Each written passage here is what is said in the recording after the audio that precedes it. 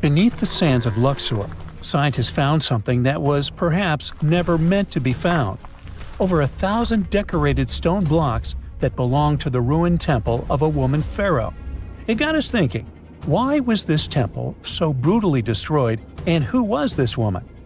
Her name is Hatshepsut, and she is now considered one of Egypt's greatest pharaohs, but for a long time, history almost forgot her. She ruled during the 18th dynasty, from around 1479 to 1458 BCE. She's remembered for her ambitious building projects, successful military campaigns, and flourishing trade expeditions. It turns out she was one out of 4 women to take the title of pharaoh in Egyptian history. The next woman would have to wait for 1,500 years to reign, and that woman we know as Cleopatra. The story of how Hatshepsut got to be a pharaoh is the most colorful part of this tale. As far as most dynastic rules go, it's usually men that are first in line for royal thrones. In Egypt, that was the same. That's why, when Pharaoh Thutmose I had a daughter as his firstborn, that was a big no-no as far as his succession line went. A few years later, Pharaoh Thutmose I passes away. The crown passed to Thutmose II, who ruled briefly, only to leave the throne to his infant son, Thutmose III. In this scenario, Hatshepsut was this pharaoh's stepmother. So what happened was that Hatshepsut served as advisor to her stepson, since he was too young to rule on his own. But after 7 years, she made an unprecedented move. She decided to seize power and declared herself Pharaoh of Egypt. Now this was not a simple power grab. Hatshepsut understood that if she wanted to rule, she had to present herself as a legitimate king. In a bold move, she adopted the full royal regalia, including the false beard traditionally worn by male pharaohs. She was often depicted in statues and hieroglyphs as a man, wearing the pharaoh's kilt and headdress. But this wasn't about disguising herself. Experts believe she never tried to hide her identity. Inscriptions on her statues often included feminine titles, like Daughter of Re, or grammatical structures that combined male and female terms, such as His Majesty herself.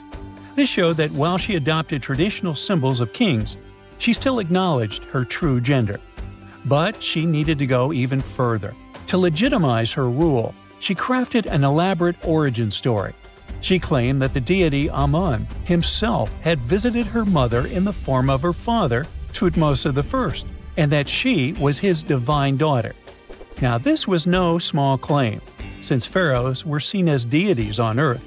By aligning herself with Amun, she strengthened her right to the throne. In temple carvings, she depicted this divine birth with Amun, presenting her as his rightful heir. These narratives weren't just mythology, they were tools, ensuring her position remained unchallenged. Hatshepsut also took a new name, Maat Kari, which translates roughly to "Truth is the soul of the sun god." The word Maat was central to Egyptian beliefs. It represented order, justice, and divine balance. Pharaohs were expected to uphold Maat to ensure Egypt's stability. By calling herself Maat Kari, Hatshepsut was likely reinforcing that she was a legitimate and rightful ruler. Her reign was truly great. She led Egypt into an era of peace and prosperity, launching massive building projects and restoring temples across the kingdom. Her most famous achievement was the construction of her temple at Deir el-Bahari, a pretty impressive architectural masterpiece carved into the cliffs of Luxor. Hatshepsut initiated one of the most ambitious construction projects in ancient Egyptian history, commissioning monuments, temples, and obelisks to immortalize her reign. It's argued that she continued with the construction of the Avenue of the Sphinxes, a grand road lined with statues leading to the Karnak Temple. For many, her shining architectural achievement was the towering obelisk she had carved from single pieces of granite. One of these, weighing over 320 tons, still stands today.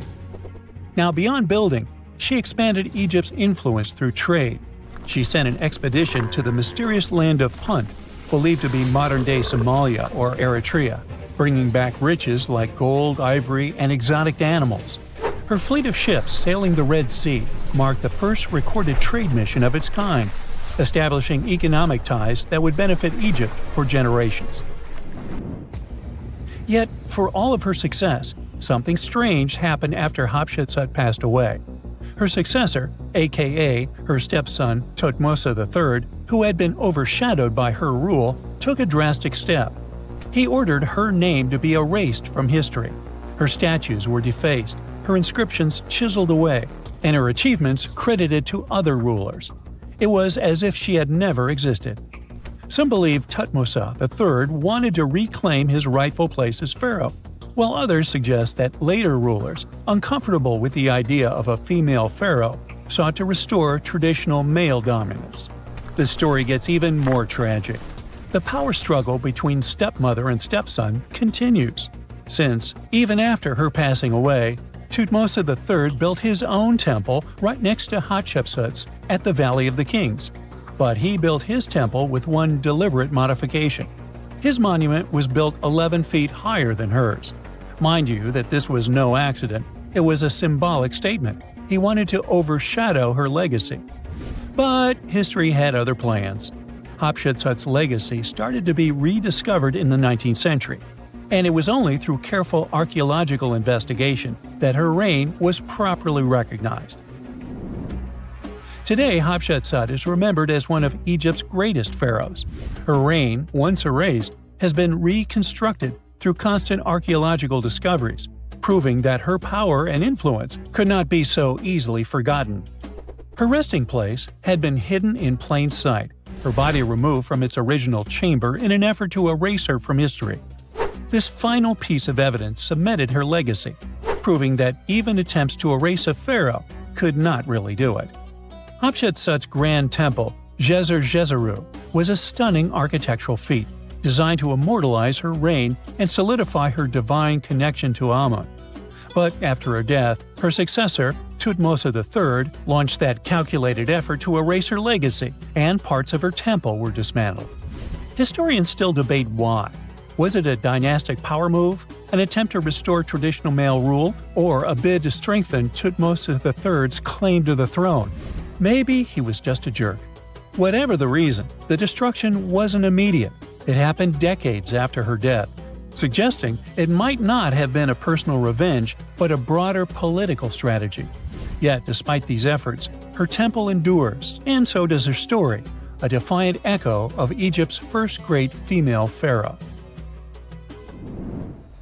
Let's travel through space and time to another place. Dashur, Egypt, is known to be home to several resting places of people from ancient Egypt. In the year 2017, scientists uncovered a long-lost pyramid. They quickly called the Ministry of Tourism and Antiquities because they suspected it was going to be a big deal. Unlike most pyramids that were found in the area, this one was completely sealed. Lifting the capstone was a delicate process.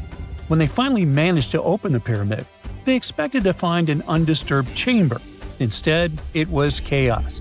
The place had been looted, and the personal items of the person that had passed away were scattered all over. But in the middle of the wreckage, they found a chest. Using the latest scanning technology, they managed to read the damaged hieroglyphs on its surface. What they found was unbelievable. The name inscribed there was as clear as day: Princess Hatshepsut. Ooh. The discovery made in 2017 also opened up a lot of questions. After further analysis, scientists discovered the remains belonged to another Hatshepsut. It belonged to a princess that lived during Egypt's 13th dynasty. The fact that her resting place had been looted before it was sealed made scientists wonder, were these ancient people trying to hide something about this public figure? And why is there almost no record about her in ancient Egyptian history? Ooh, stay tuned. Hey, I bet you didn't know that trees used to grow in the middle of Egypt's barren, sun-roasted Sinai desert. It's true. If you can't picture it, I don't blame you. But archaeologists have recently stumbled upon a tree-lined boulevard. Yep, an actual green avenue, leading to a massive ancient fortress. No, this isn't some mirage or an overactive imagination, although I do have one. But it's turning our ideas of ancient Egyptian desert life upside down. Let's rewind a bit. The site in question is called Tel Abu Saifi, located in the northern part of the Sinai Peninsula. For a long time, it was known as a dusty archaeological footnote, the home of ruins from the Ptolemaic and Roman periods. You know, the era after Alexander the Great swaggered through Egypt and the Roman Empire called dibs.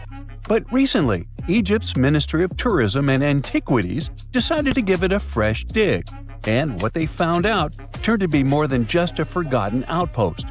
We're talking about a full-on military fortress with defensive trenches, paved roads, lime kilns, barracks for soldiers, and even room for their families. A whole bunch of living quarters right in the middle of a desert doesn't feel very homey until you remember our star, the unexpected Green Avenue. This road was over 300 feet long and 36 feet wide, as long as an American football field, paved with limestone slabs and lined with more than 500 clay planting pits. These weren't for show, they held actual trees, creating a shaded tree-line entrance straight to the fortress. Imagine walking through that, the sun blazing overhead, and suddenly, blessed shade. Ooh. Now, that's not just a grand entrance, that's an ancient red carpet, or maybe a green one. But this wasn't about curb appeal. The existence of hundreds of trees in a desert landscape over 2,000 years ago tells us something big. You see, the Ptolemaic Egyptians weren't simply good at building monuments, they were also masters of water management. In a place where rainfall is rarer than a selfie with a pharaoh, they somehow found a way to grow rows of trees. Now, let that sink in. To irrigate that many trees in a desert, they must have had a sophisticated irrigation or water transport system, something capable of moving and distributing water efficiently in this harsh climate. Maybe they channeled groundwater, or maybe they captured seasonal rain, or maybe ancient sprinkler systems. Okay, maybe not that fancy. But still, it's clear they were ahead of their time. Here's the thing, we already know the Egyptians mastered water control. They harnessed the Nile with ditches and canals to feed distant fields. So irrigation wasn't exactly a mystery to them. They had the skills and the knowledge. And sure, scientists still debate what the Sinai climate was like 2,000 years ago. But many believe it may have once been greener.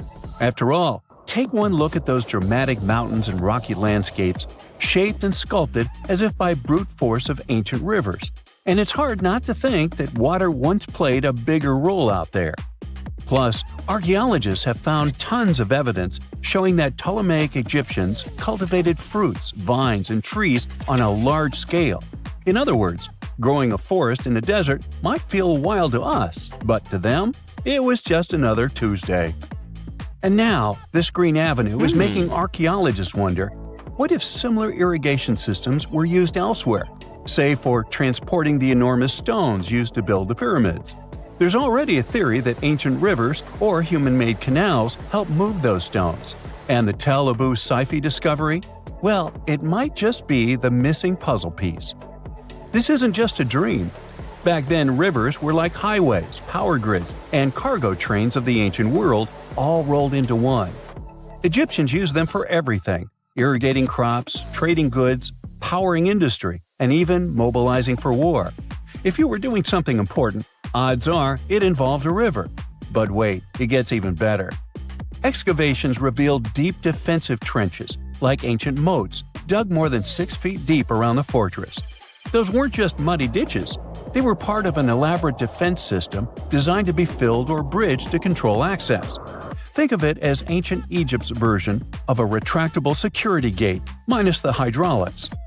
And while the trenches were keeping intruders out, life inside the fortress was bustling. Remember how we said archaeologists had found military housing units? It turns out soldiers might have lived there with their families. So this wasn't just a barracks, it was a thriving community, with meals, routines, kids playing, and probably a whole lot of ancient gossip flying around the dinner table. In addition to all the military stuff, researchers found 4 massive lime kilns used to produce quicklime, an essential ingredient for making construction mortar. These kilns are a big deal because they suggest that during the later Roman period, Tel Abu Saifi turned into an industrial hub. It was like the Home Depot of ancient Egypt, churning out materials to build and repair buildings. But here's where the plot thickens. Underneath all of this, beneath the roads, the trenches, the kilns, archaeologists found the corners of an even older structure, a mystery building. Could it be the remains of a third, much older fortress? Or an ancient cemetery or lost city? Nobody knows yet, but one thing's clear: this story isn't over. Honestly, this might be the coolest archaeological cliffhanger of the decade. So, what does this all mean? Well, for starters, it challenges everything we assumed about desert life in ancient Egypt. For the longest time, deserts were thought of as natural barriers, dry, deadly, and empty. But this find suggests that the desert might have once been green and full of life, not because the climate was dramatically different, but because the Egyptians were incredibly good at bending the environment to their will. They didn't just survive in the desert, they transformed it.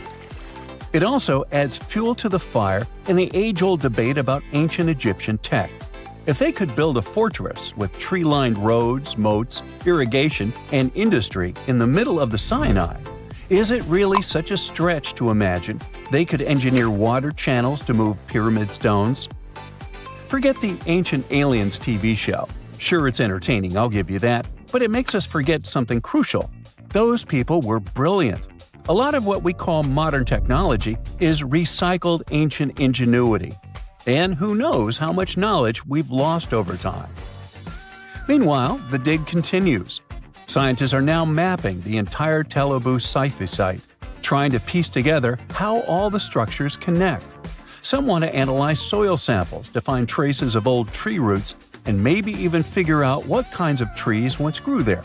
Imagine if they were date palms. We might be looking at the world's oldest snack lane. You already know that the implications of the discoveries don't stop with history books, right? This kind of discovery has modern relevance too. Our world is going through a lot of change, with crazy weather and huge heat waves. So maybe we should be asking, what can we learn from ancient civilizations that once made the desert bloom? If nothing else, Tel Abyad Saifi reminds us that the ancient Egyptians were more than just pharaohs, pyramids, and mummies. They were visionary planners, eco-architects, and straight-up problem solvers. They didn't wait for nature to hand them what they needed, they engineered it. And thanks to discoveries like this, we're getting a clearer picture of just how advanced and, frankly, how cool ancient Egyptian civilization really was.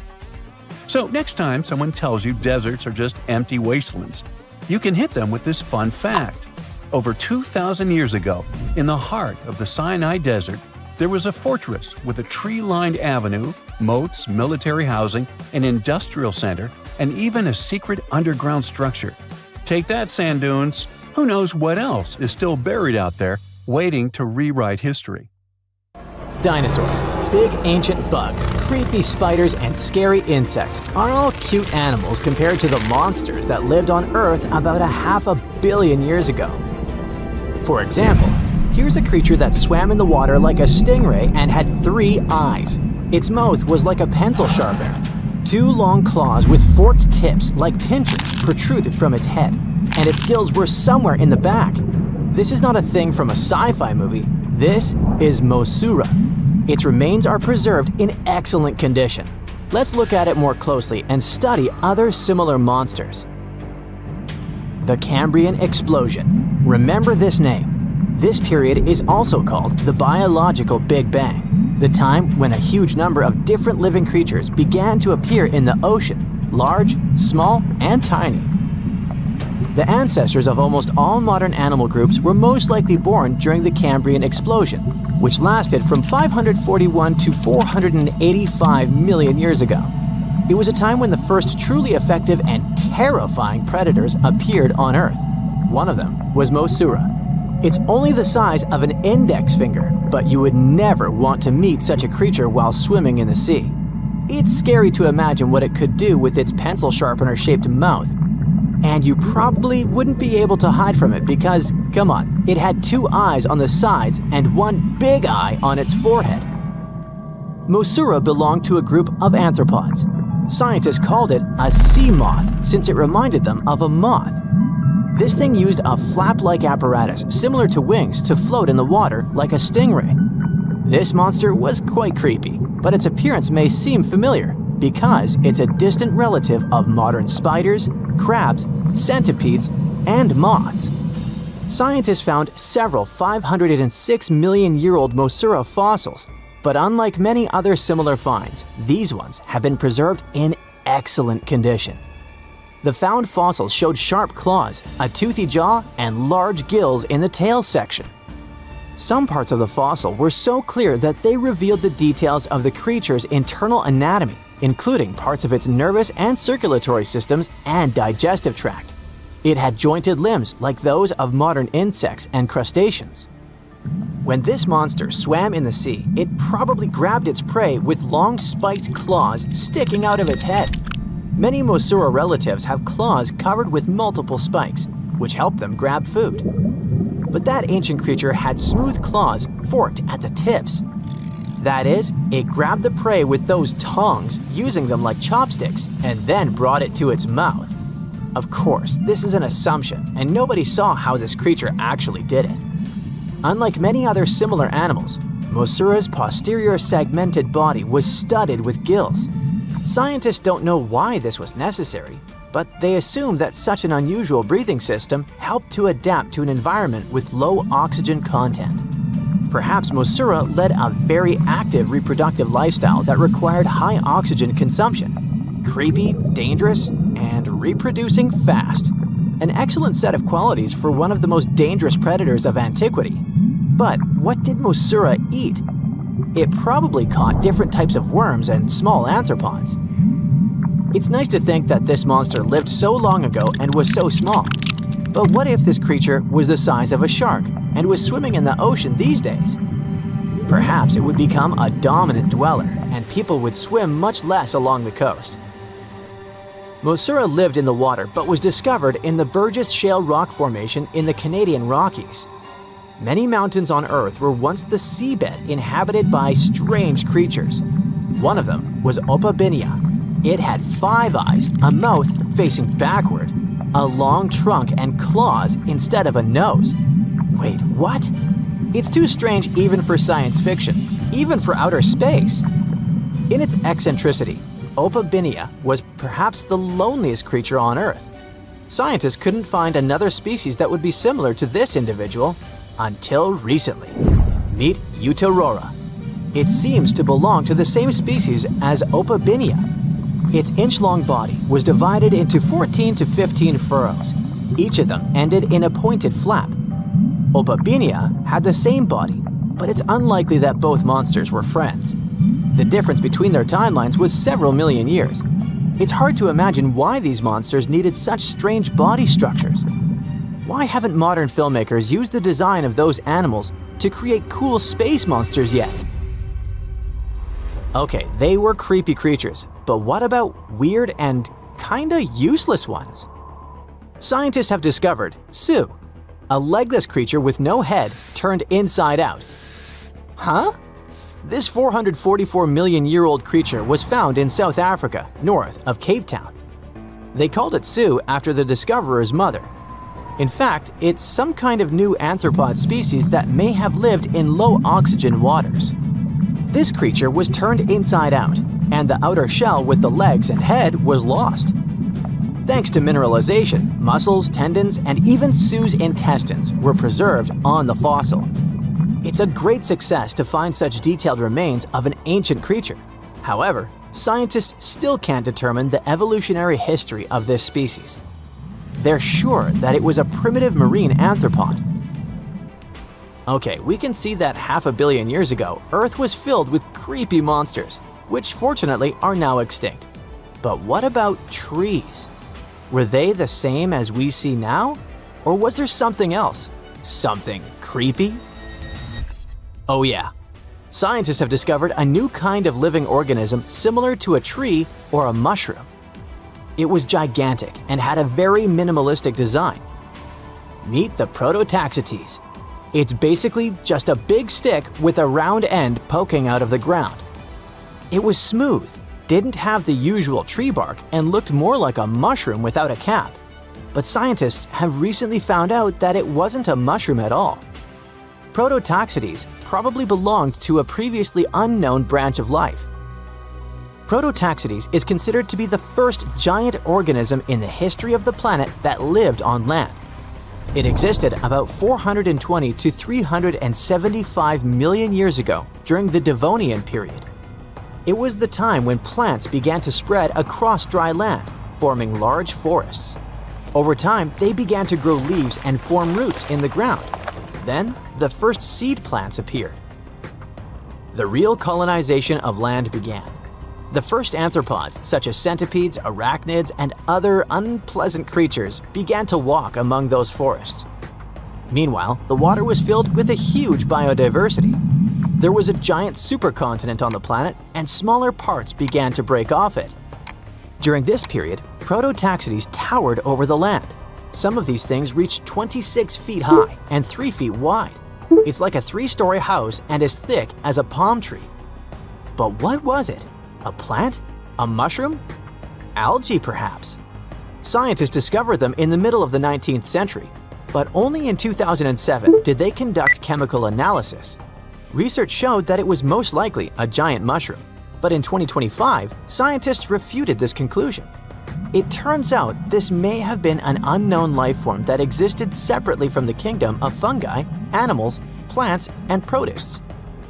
Scientists noticed that the inner part of Prototaxites consisted of a number of tubes. There are similar tubes inside mushrooms, but the tubes of that ancient living thing branched and joined differently. They even had a different chemical composition. The main building block of mushrooms is chitin. But the Prototaxites contained chemicals similar to lignin, a substance found in the bark of trees and other plants. And its anatomy differs from the structure of any other organism known to us. What were they doing on Earth? Just chilled and enjoyed the bloom of life? Did they produce some kind of fruit, like a banana with eyes and claws? Scientists don't know. What if it was something that was brought to Earth from outer space? What if they were flowers planted by another civilization? What do you think? You're digging in Egypt's famous Saqqara necropolis, also known as the ultimate VIP graveyard for pharaohs, when suddenly you find a giant pink door hiding something no one knew existed. Behind this giant stone door, one that wasn't supposed to open, by the way, you find a lost tomb of Egyptian royalty. Alright, history lovers, it's time to buckle up because archaeologists just pulled off something straight out of an Indiana Jones movie. Let's travel all the way to Saqqara, one of Egypt's most mysterious and treasure-packed ancient sites. The star of the show? The prince you've probably never heard of, Prince Userefre, son of King Userkaf. No one important, just, the founder of Egypt's 5th dynasty. No big deal. But the way his tomb was discovered… It all started with a massive door, made of pink granite, no less. But this isn't just a regular stone slab. This thing is about 14 to 15 feet tall and 4 feet wide. A giraffe could easily walk through it. This door is also definitely heavier than your neighbor's SUV. But here's the twist. It wasn't a real door. It was a false door. A symbolic gateway meant to allow the spirit of the deceased to pass between the world of the living and the afterlife. Normally, that's where the story ends. After all, false doors are common in tombs. But this one was extra special. You see, false doors were usually made out of limestone, which was pretty common and found everywhere in Egypt. To build one out of red or pink granite, people had to bring these rocks from a quarry located 400 miles away. And you can bet this wasn't a cheap trip. According to Egyptologists, this is the first time a false door of this size and material has ever been found in Egypt, making it a totally unique piece of architecture. Aside from being super expensive, this one had a surprise behind it too. When the team of researchers investigated further, they realized that this false door actually hid a real entrance. And what did it lead to? A hidden tomb, packed with statues, relics, and secrets from over 4,000 years ago.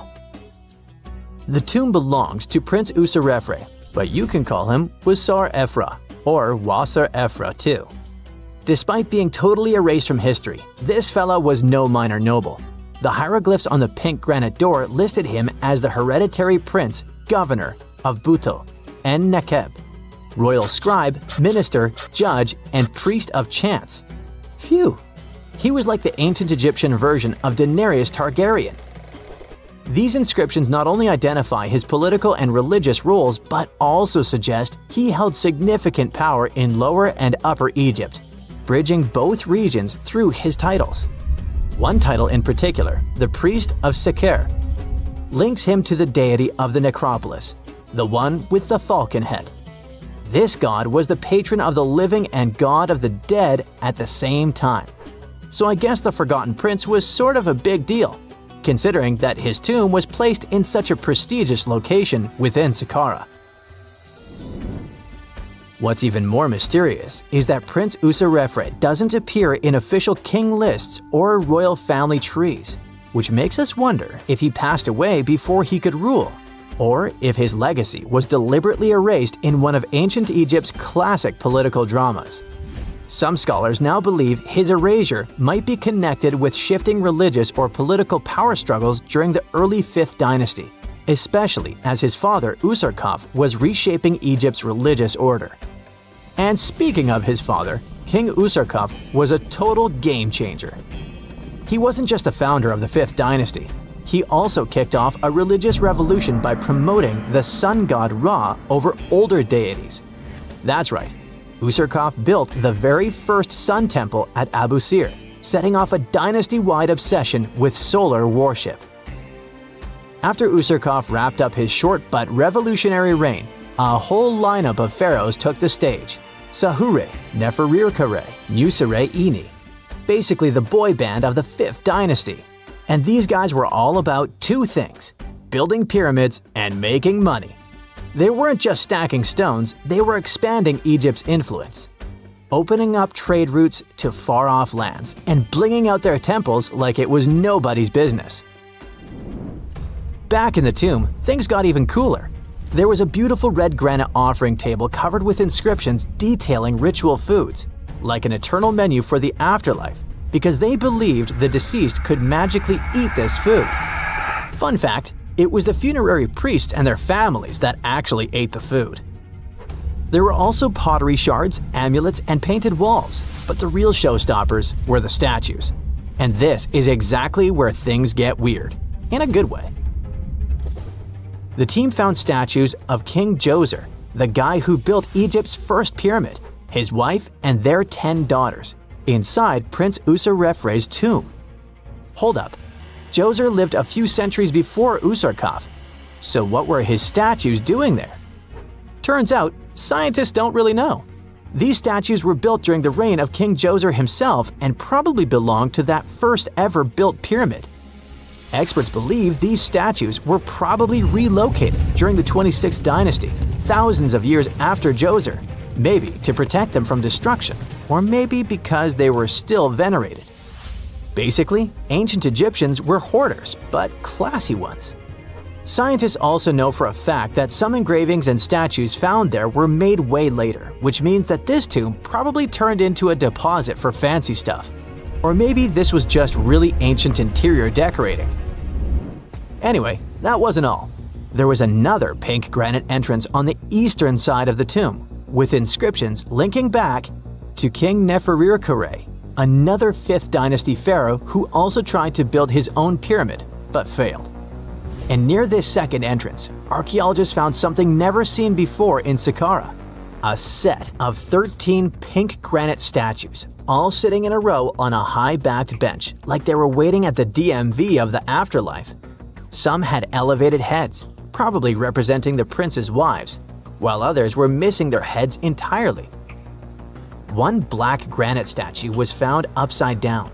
Maybe it had taken a tumble sometime during the tomb's long, quiet centuries underground. According to archaeologists, the positioning and head shapes suggest that these statues followed a strict social hierarchy, with the central figures likely representing higher status individuals, while the headless ones might indicate unfinished work or later vandalism. And speaking of black granite statues, another one was found standing proudly inside the tomb. Based on its design and inscriptions, it looks like it was placed there during the 26th dynasty, the same time those Djoser statues were probably moved in. This suggests the tomb didn't just sit abandoned, it was reused, adapted, and maybe even honored by later generations. And by the way, black granite was associated with Osiris, the god of the underworld, during the late period, which means that this statue's presence is a clue that the tomb was a ritual space long after the prince's death. All of this, giant granite doors, surprise statues, reused tombs, adds up to a truly thrilling find. Prince Userefre may not be a household name yet, but his tomb is now one of the most fascinating ever found in Saqqara. It tells a story not just of the Old Kingdom, but of how ancient Egyptians kept connecting to their past, even thousands of years later. So, what does it all mean? Why hide a tomb behind a fake door? Why pack it with statues from different eras? And who exactly was Prince Userefre? These are the kinds of mysteries that keep archaeologists digging and keep the rest of us fascinated. In the end, this discovery isn't just about one tomb, it's about how much is still waiting beneath the sands of Egypt. As more gets uncovered, we're reminded again and again that ancient history isn't gone. It's just sleeping behind massive pink granite doors.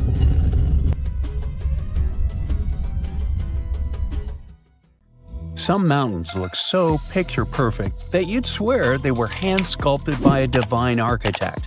And the thing is, you're not that wrong if you think so. Wait, did someone really build mountains? Hidden deep in the Amazon rainforest, there's a bizarre cone-shaped peak that raises that exact question. And halfway across the world, there's a landscape that looks like someone spilled a massive bag of Hershey Kisses across a green field. No, you can't make this stuff up.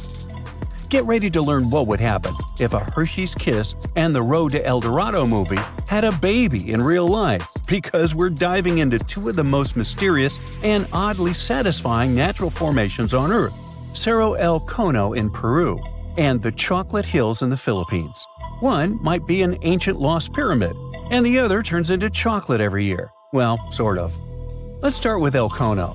This strange, solitary mountain rises more than 1,300 feet above the treetops in the heart of the Amazon, right near the Peru-Brazil border. Sure, the Amazon is no stranger to mountains. There are impressive ranges, like the Ameri Mountains farther north and the Andes, not in the Amazon per se, but running along Peru's spine. But you see, El Cono is different. For starters, it's completely isolated. If you fly over the region in a helicopter, all you'll see for miles is an endless emerald sea of rainforest. Then, boom, out of nowhere, a perfectly cone-shaped mountain juts into the sky like a giant green Dorito. It's not part of any major mountain chain, it doesn't have any siblings, and it looks so symmetrical that it almost feels artificial. And it's covered by forest. Now, naturally, this has sparked all kinds of theories. Some people think it's an extinct volcano. Others say it's a freak of erosion. And then there are those who whisper more exciting possibilities. What if it's a lost pyramid? And before you roll your eyes, this idea is not as wild as it sounds. And some people actually stand by this theory. After all, the ancient civilizations of South America built pyramids too. What? Yeah, can you believe that the Egyptians didn't actually invent the concept of pyramids? No joke. The Mochi Chachapoya and Inca civilizations all built monumental structures. In fact, pyramids are found all over the world, from Ethiopia and Thailand to Greece, Mexico, and even Italy. So why do pyramids keep popping up throughout history? Simple. They're structurally sound. The broad base supports the weight, and the pointed top was often seen as a symbolic connection to the heavens. Okay, but what are the chances of all these people coming up with the same idea at the same time? Okay, calm down. Ancient aliens. Yeah, that's possible. But as it turns out, ancient people did talk to each other via trade, migration, and cultural exchange. Ideas like pyramids didn't need to come from a secret one-world civilization. They just came from smart, curious humans scattered across the globe, all looking up at the stars and wondering how to get closer. In fact, recent archaeological discoveries have revealed massive ancient cities deep in the jungle that were completely swallowed by nature. In Guatemala, scientists uncovered a lost Maya city with its own pyramid structures. In Mexico, an entire metropolis was found buried beneath forested hills. So yes, humanity can forget an entire city. Take another look at El Cono from the air, and you might start believing it too. Its slopes are smooth. Its symmetry is uncanny. From above, it resembles a colossal step pyramid or ziggurat, cloaked in jungle vines and secrecy. And if someone told you it was the moss-covered remnant of an ancient civilization, you might just nod and say, "Yeah, I see it." Of course, no one's proven anything yet. But the mystery is delicious. Like a myth waiting to be cracked open. At the same time, for people who live nearby, El Cono isn't just a geological curiosity, it's sacred. In Andean cosmology, mountains like El Cono are known as apus, spiritual guardians of the land. These aren't just rocks, they're living beings, protectors, deities. Think Te Fiti from Moana, but South American and a little more mysterious. The indigenous tribes in the region still pay their respects to this mountain, treating it not as a tourist attraction, but as a sacred ancestor. And while everyone's busy debating whether El Cono is a mountain or a pyramid, nature's just vibing. The area surrounding El Cono is now part of Sierra del Divisor National Park, created in 2015 to protect one of the richest ecosystems in the Amazon. We're talking about rare plants, hundreds of bird species, many types of monkeys, and endangered animals like jaguars, giant armadillos, and even tapirs, the jungle's adorable pig-elephant hybrid. And yes, there are caves, springs, and even undiscovered ruins hidden deep in the forest around El Cono. So, what is El Cono really? Some geologists think it's likely a volcanic cone based on its shape. That's the official word from UNESCO anyway. Others argue it's a rare example of erosional geomorphology, a fancy way of saying wind, water, and time teamed up to carve a perfect mountain out of the landscape. Like geological origami, shaped by millions of years of natural forces. But the truth is, we don't know. Not for sure. Not yet. Until someone launches a respectful science-based expedition with drones, ground-penetrating radar, and a green light from the local communities, El Cono will keep its secrets. And maybe that's the best part. Sometimes it's mysteries that make the world feel truly magical. Now, let's jump onto a metaphorical plane and head to the Philippines, where the mystery continues and gets a little sweeter. Spread across more than 20 square miles, there are between 1,200 and 1,700, or even more, perfectly shaped hills that look like chocolate kisses. Like seriously. In the dry season, the grass turns brown, and suddenly, it's like someone dropped hundreds of Hershey kisses all over the landscape. Sweet, right? These are the Chocolate Hills, duh. And they're some of the Philippines' most iconic natural wonders. From afar, they look almost too symmetrical, like some alien landscaper came down with a measuring tape and a sense of humor. But how did they get here? Well, according to scientists, the Chocolate Hills are a rare type of karst formation, a term used to describe landscapes formed when slightly acidic rainwater dissolves soft rock like limestone. In this case, the hills were once coral reefs and marine limestone that were pushed above sea level by tectonic forces. Over time, the exposed rocks got eroded by wind, rain, and underwater rivers, leaving behind this stunning army of symmetrical mounds. It's a geological marvel millions of years in the making. But science isn't the only explanation in town. Local legends are more fun.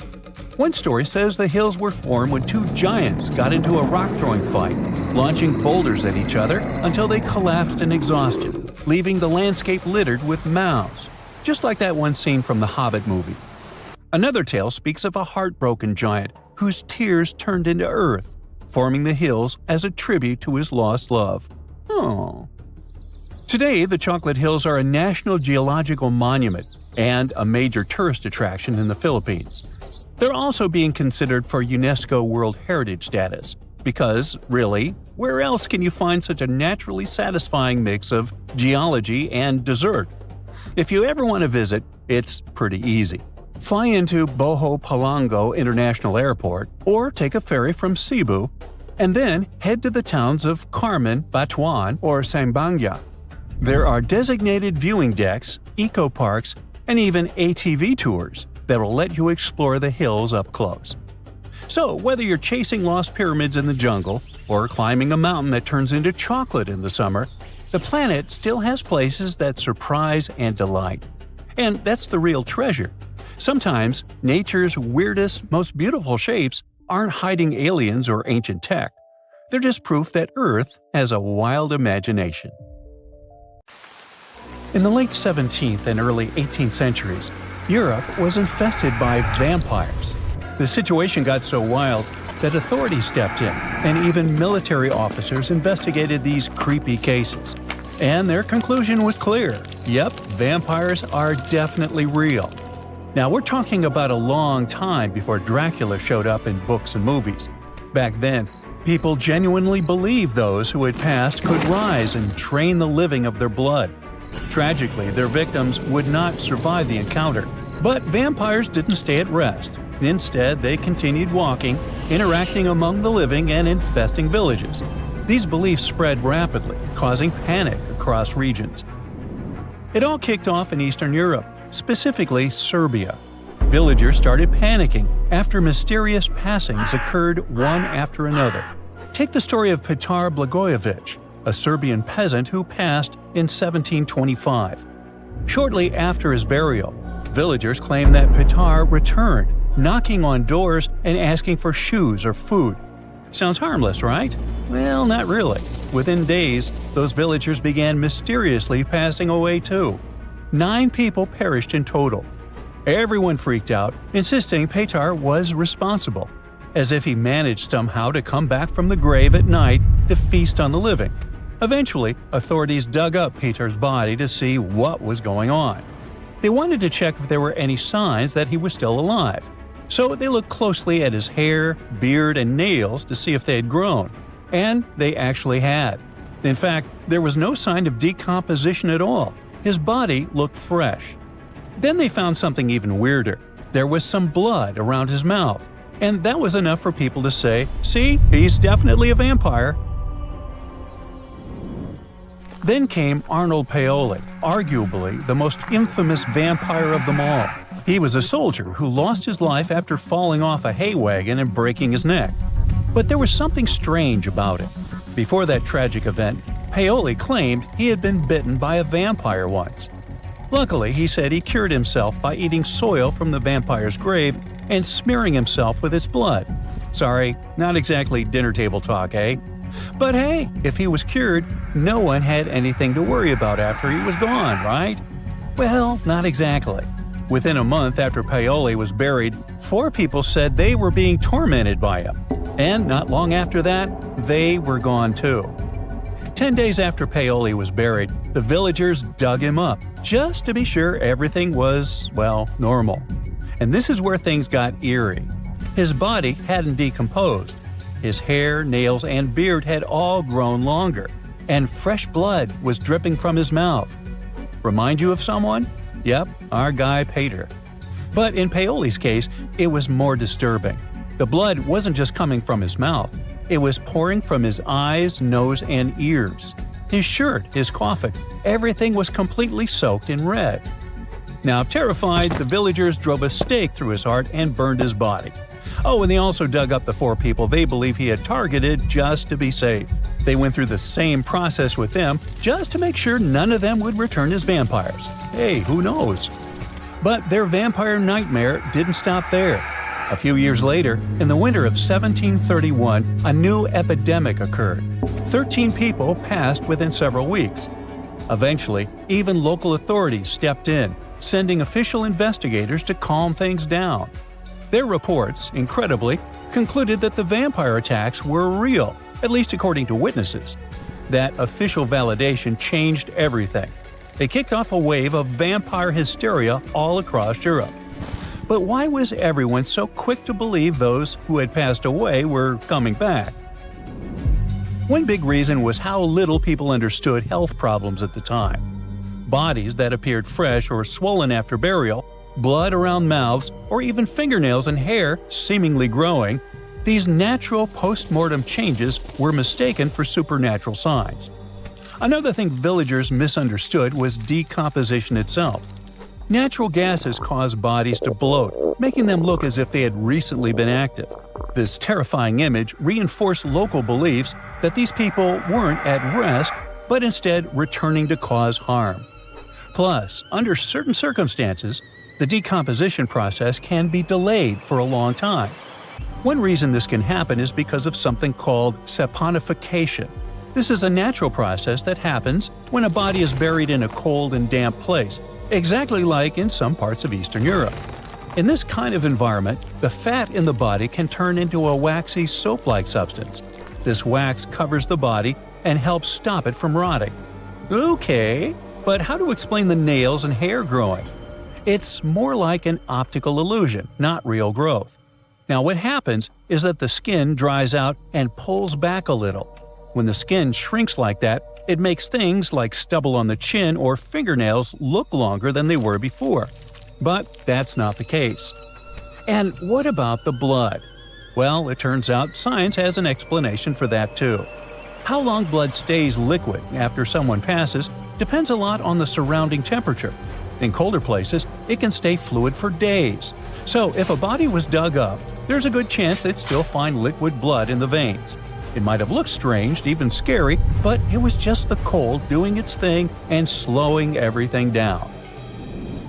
Medical researchers today believe that many so-called vampire symptoms match up with conditions like rabies.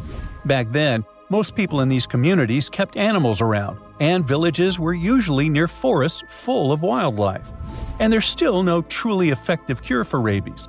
This condition can cause things like insomnia, aggression, biting, and even a fear of water, which lines up closely with the way vampires were described. So it turns out all these supposed supernatural events had logical explanations. Today, we might make fun or roll our eyes at the idea of real vampires roaming around Eastern Europe. But back then, those fears were taken very seriously. Whole communities were thrown into panic. There are plenty of documented cases where families dug up their loved ones and removed their hearts, all because they believed the person was a vampire behind the strange things happening to the rest of the family.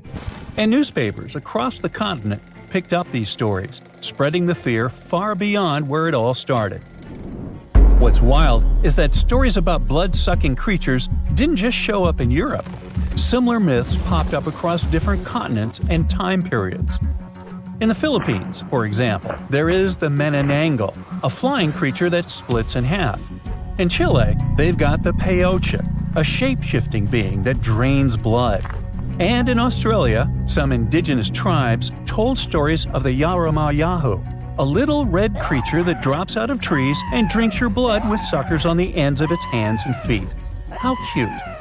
Well, back in Europe, the hysteria faded by the late 18th century, thanks to growing medical knowledge. But as you know, the legend never really went away. It just shifted into literature and gave rise to famous characters like Dracula. The author, Bram Stoker, was inspired by stories that had been going around since the 1700s. But he turned them into romanticized fictional monsters. You know, sharp teeth, pale skin, black clothes, that whole thing. And that was different from what the villagers believed they were dealing with. And, in a way, those frightened villagers weren't completely wrong. Something was draining those people's lives. But it wasn't vampires. It was just misinformation mixed with a whole lot of imagination running wild. So, next time you see a vampire movie or read a scary story, remember that behind the fiction lies a fascinating truth. A real wave of fear, confusion, and panic that swept Europe nearly 300 years ago, leaving a chilling legacy that still fascinates us today. Well, here you are, on a week-long trek through the Himalayas. You're exhausted. The cold is cutting through to your bones, and suddenly, you stumble upon a human skeleton near a lake. You look around, and there are dozens, maybe even hundreds of bones scattered across the ground. Well, guess what? This really happened in 1942 with an Indian forest official. Since this chilling discovery, researchers have been trying to figure out how so many people lost their lives in such a remote, isolated spot. So, what happened up there? We're talking about Roopkund, a lake sitting at over 16,000 feet in the Himalayas. But it's not just known by that name.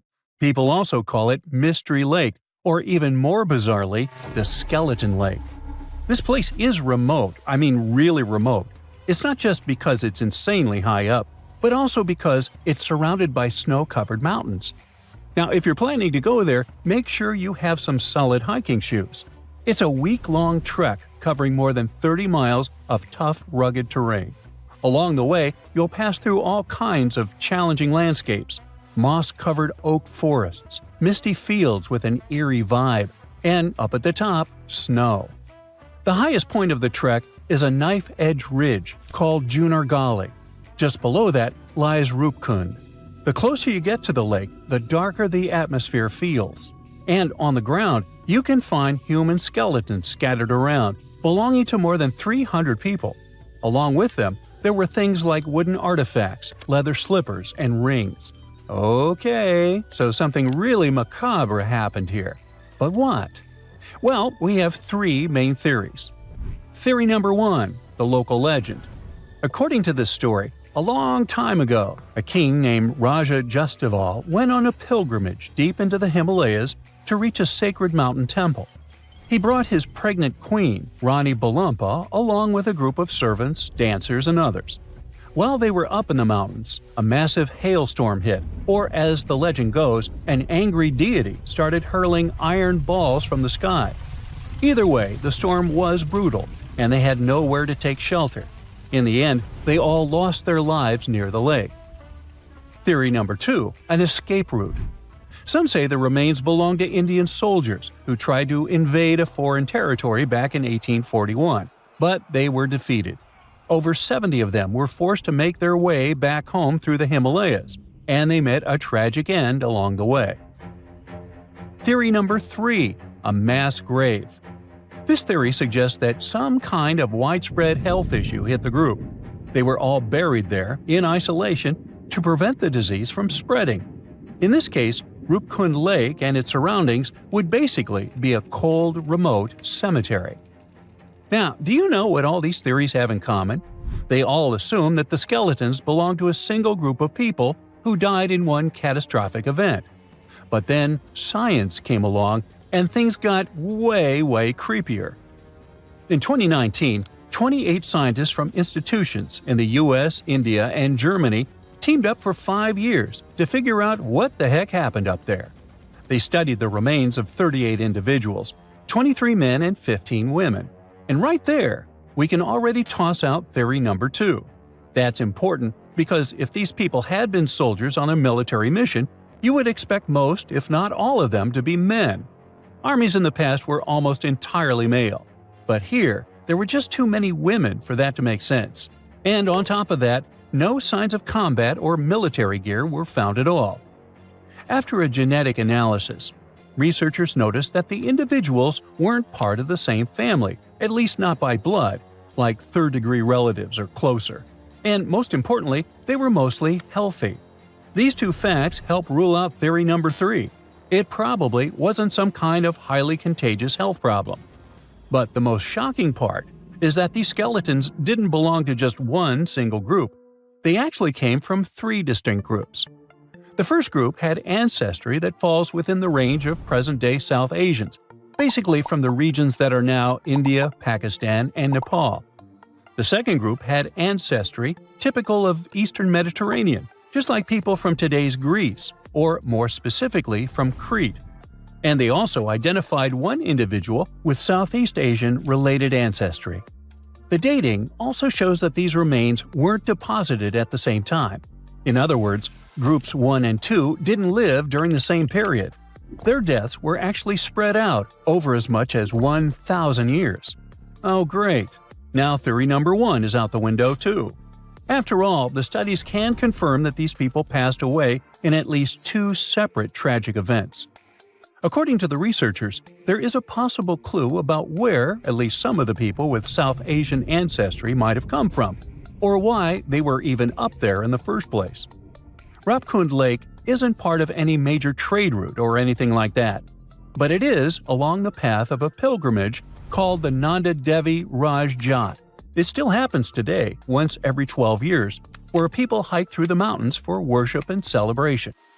Now, the written records of this pilgrimage only show up around the late 1800s, but there are inscriptions in nearby temples that go way back, like to the 8th or 10th century.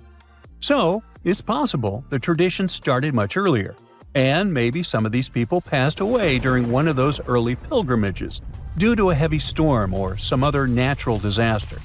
Okay, but how do we explain the group that came from Greece? Well, that's definitely more puzzling. First, because there aren't any historical records or evidence to explain who these people were or what they were doing in the far reaches of the Himalayas, so it's hard to know where to start. The study suggests that they could have been a group of unrelated men and women born in the eastern Mediterranean region around the time the Ottoman Empire controlled that area. The evidence suggests that they had a diet mostly based on land-based foods, not the seafood you would expect from people living near the coast. So they might have lived inland and somehow ended up in the Himalayas, possibly traveling for reasons that researchers can't fully explain yet. The best guess is that they were also participating in a pilgrimage, but honestly, it seems pretty unlikely that people from Europe would have traveled all the way to Roopkund just to do that. And let's assume they did. What exactly happened to them? I mean, how did they all pass away in the same exact spot? Well, the researchers can't say for sure, but people online love to speculate. You think? Some suggest that they fell from the Junagarli Ridge, or since they were at such a high altitude, maybe they passed away due to acute mountain sickness. Up there, the oxygen levels are much lower, which can lead to things like headaches, vomiting, and dizziness. The problem is, it can escalate quickly, and if it affects your lungs and brain, it can become life-threatening. So yeah, it could have happened. But it's still strange to think it happened to so many people all at once. We definitely still need a lot more answers when it comes to Roopkund.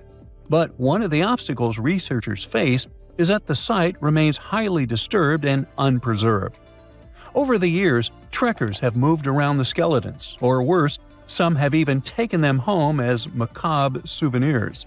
But the more we mess with those remains, the harder it becomes to find an accurate answer in the future, no matter how much science advances. So, for now, the Mystery Lake will remain exactly that, a big mystery. For years, the world's most valuable shipwreck was just a legend, until now. It has finally been found, and among the wreckage was a real treasure worth $1.1 billion. To understand this better, we need to go back to 1622. That year, the mighty Spanish galleon Nuestra Señora de Atocha set sail from Havana, packed with riches belonging both to King Philip IV of Spain and to the wealthy members of the crew. We're talking about gold, silver, copper, and emeralds from Colombia, Peru, Mexico, and Venezuela. The cargo was so large, totaling more than 40 tons, and so vast that it took 2 months to transport it to the ship. The ship was also packed with people. There were 265 people on board. At first, everything went well, but then came the Florida Straits and trouble. The crew found themselves lost in the night that was not only cold, but also stormy. And before long, they were facing a powerful hurricane. The wind tore the masts apart. Giant waves destroyed the rudder, and soon, the Atocha was sinking toward the darkness of the seabed. The disaster that night meant a huge loss of wealth for King Philip IV, but even worse was the loss of life. Of the original 265 crew members, only 5 survived. They managed to climb up the mizzen of the ship, the only part that remained above water.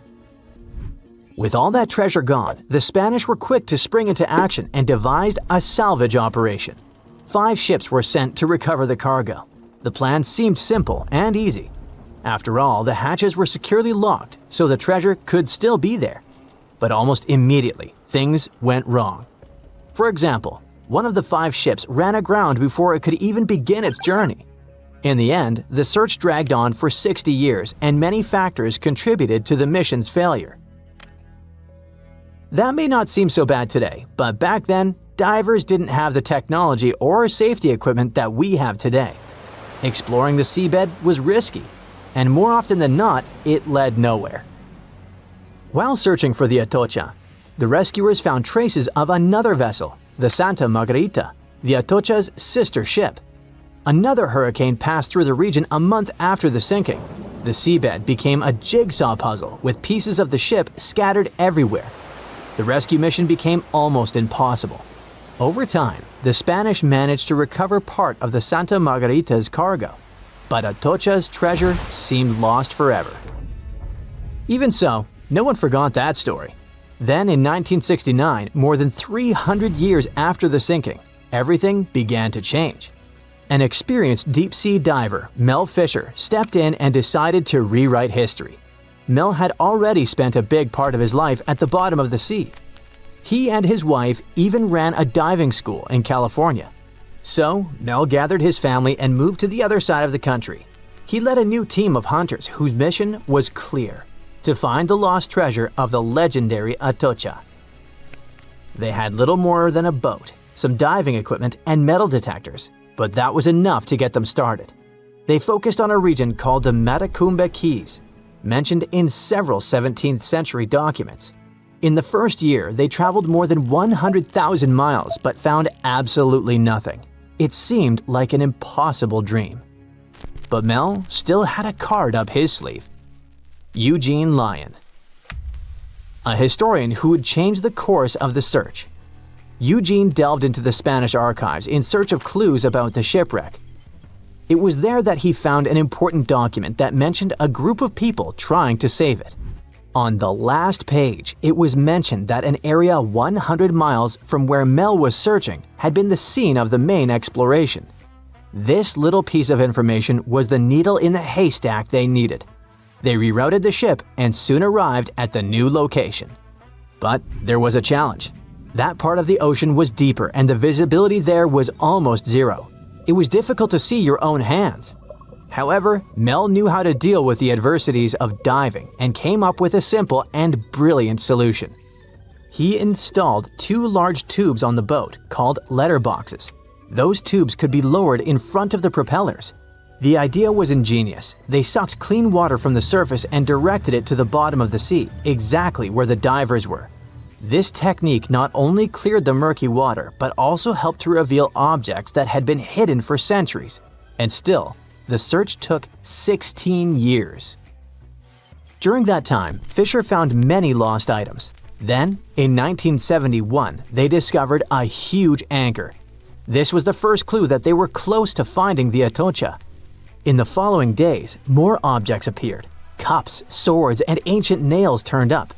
To keep everything organized, the team created a circular map. On it, they marked the exact location of each item they found.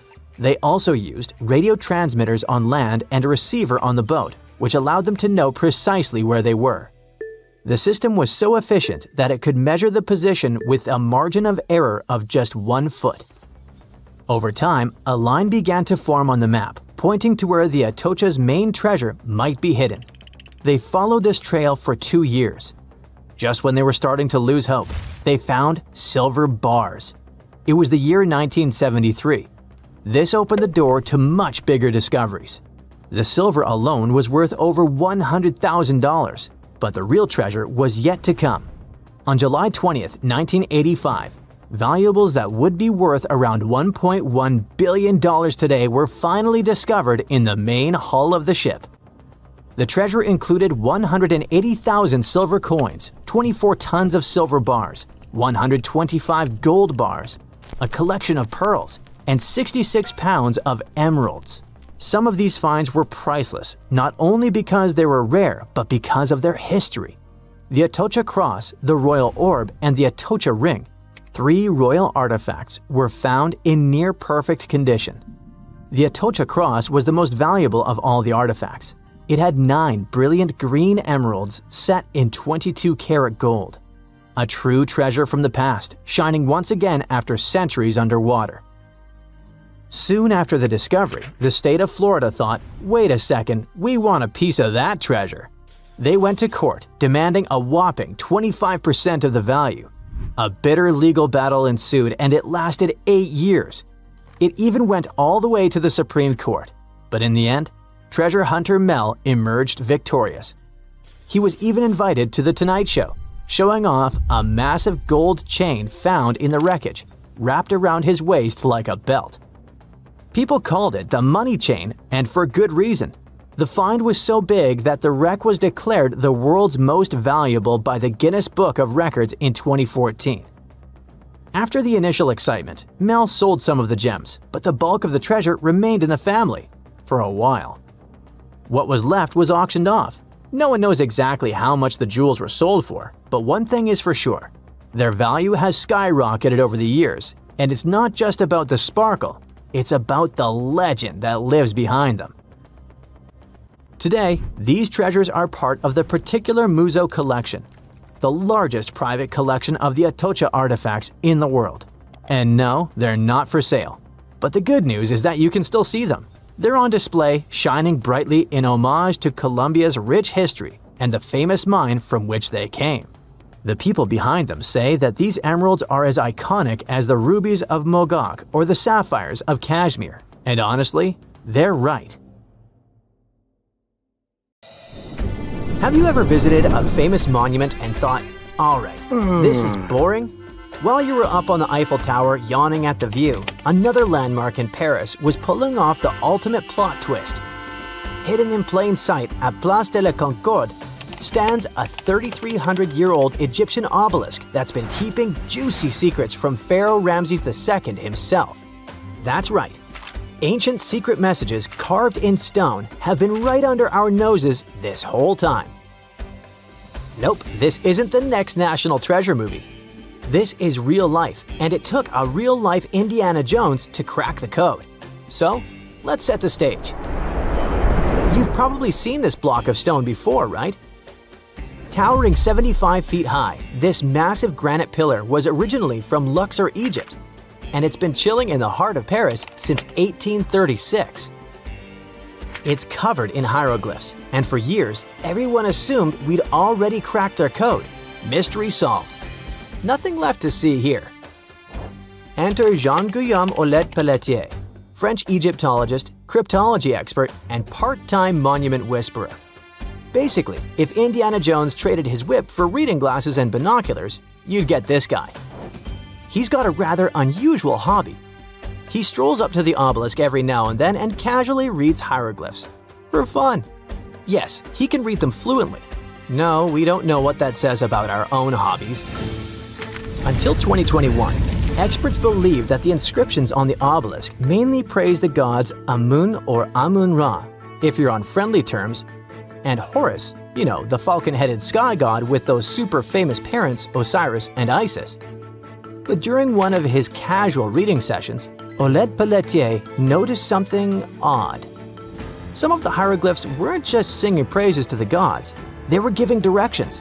Literal directions to the entrance of the Temple of Luxor. But wait, it gets even better with a little backstory. Obelisks like this weren't just pretty lawn decorations. They were usually placed at the entrances of major temples, like the Temple of Luxor, where this one originally stood. They symbolize the sun god Ra and were meant to represent a ray of sunlight frozen in stone. Basically, they were giant sacred exclamation points showing off the pharaoh's divine connection and power. Ramses II had 2 of them set up at Luxor's entrance to honor the gods and, of course, to brag about himself. This one got shipped off to France in the 1830s as a gift from the ruler of Egypt, Muhammad Ali. No, not the boxer. And it's been waiting for someone to take a closer look at it. Moving the obelisk to Paris was no small feat. It weighed over 220 tons and had to be transported on a ship built especially for it, called the Luxor. How original. The whole transportation cost the modern equivalent to $19 million. Interestingly, its twin obelisk still stands in Luxor, which means that researchers can compare both structures to see if the story really matches. This pairing of obelisks was intentional, meant to guide the eye and the spirit towards sacred space.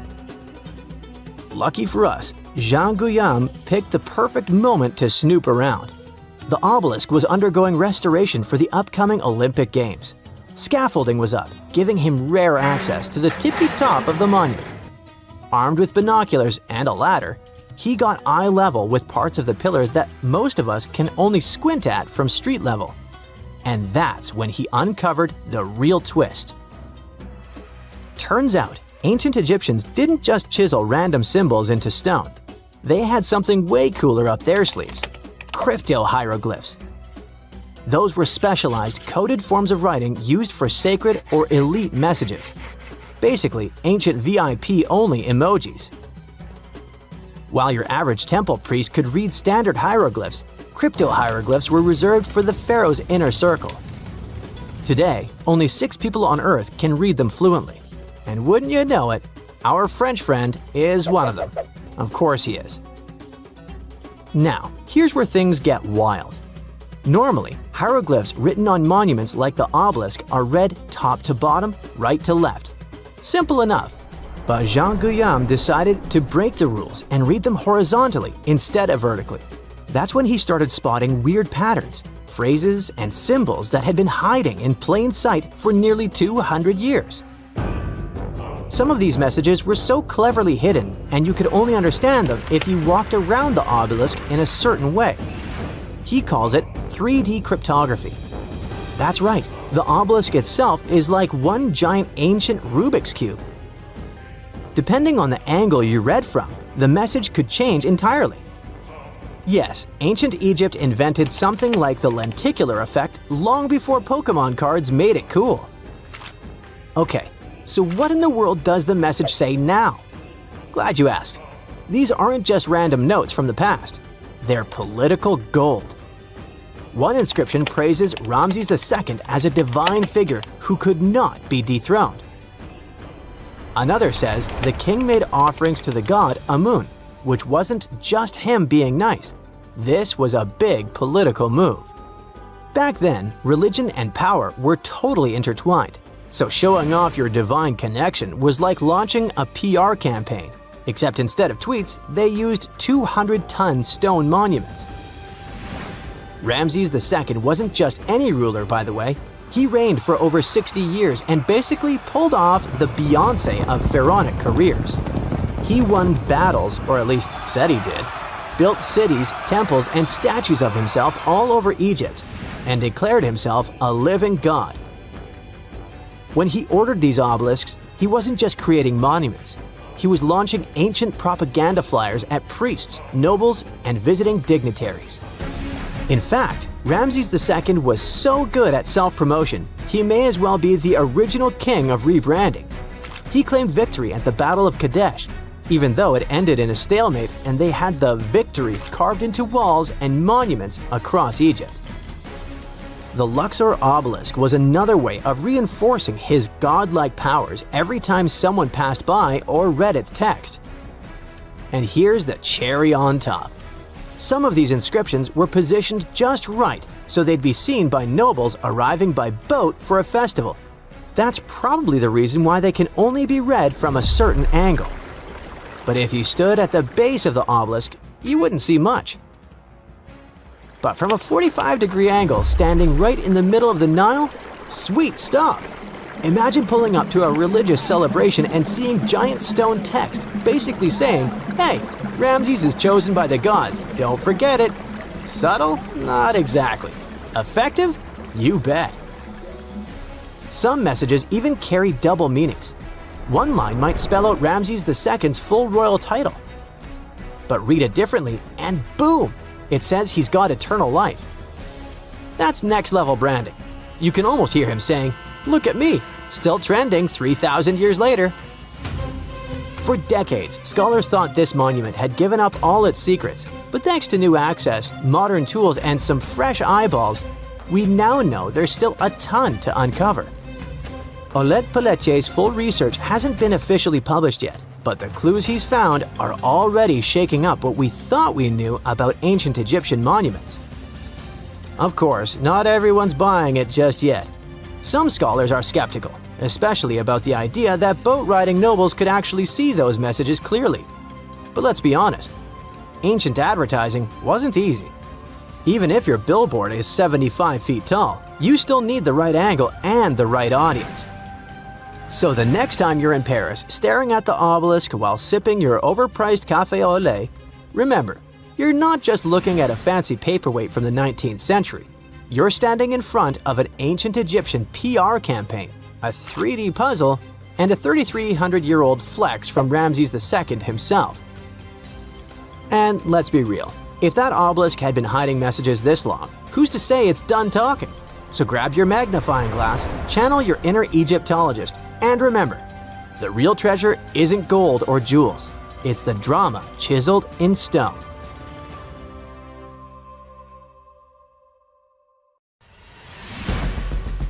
Stone Age people were grunting cavemen with spears. True or false? Absolutely false. They were gathering around and forming real culture as far as we've discovered. In Turkey, scientists uncovered a 12,000-year-old mystery that's revising history.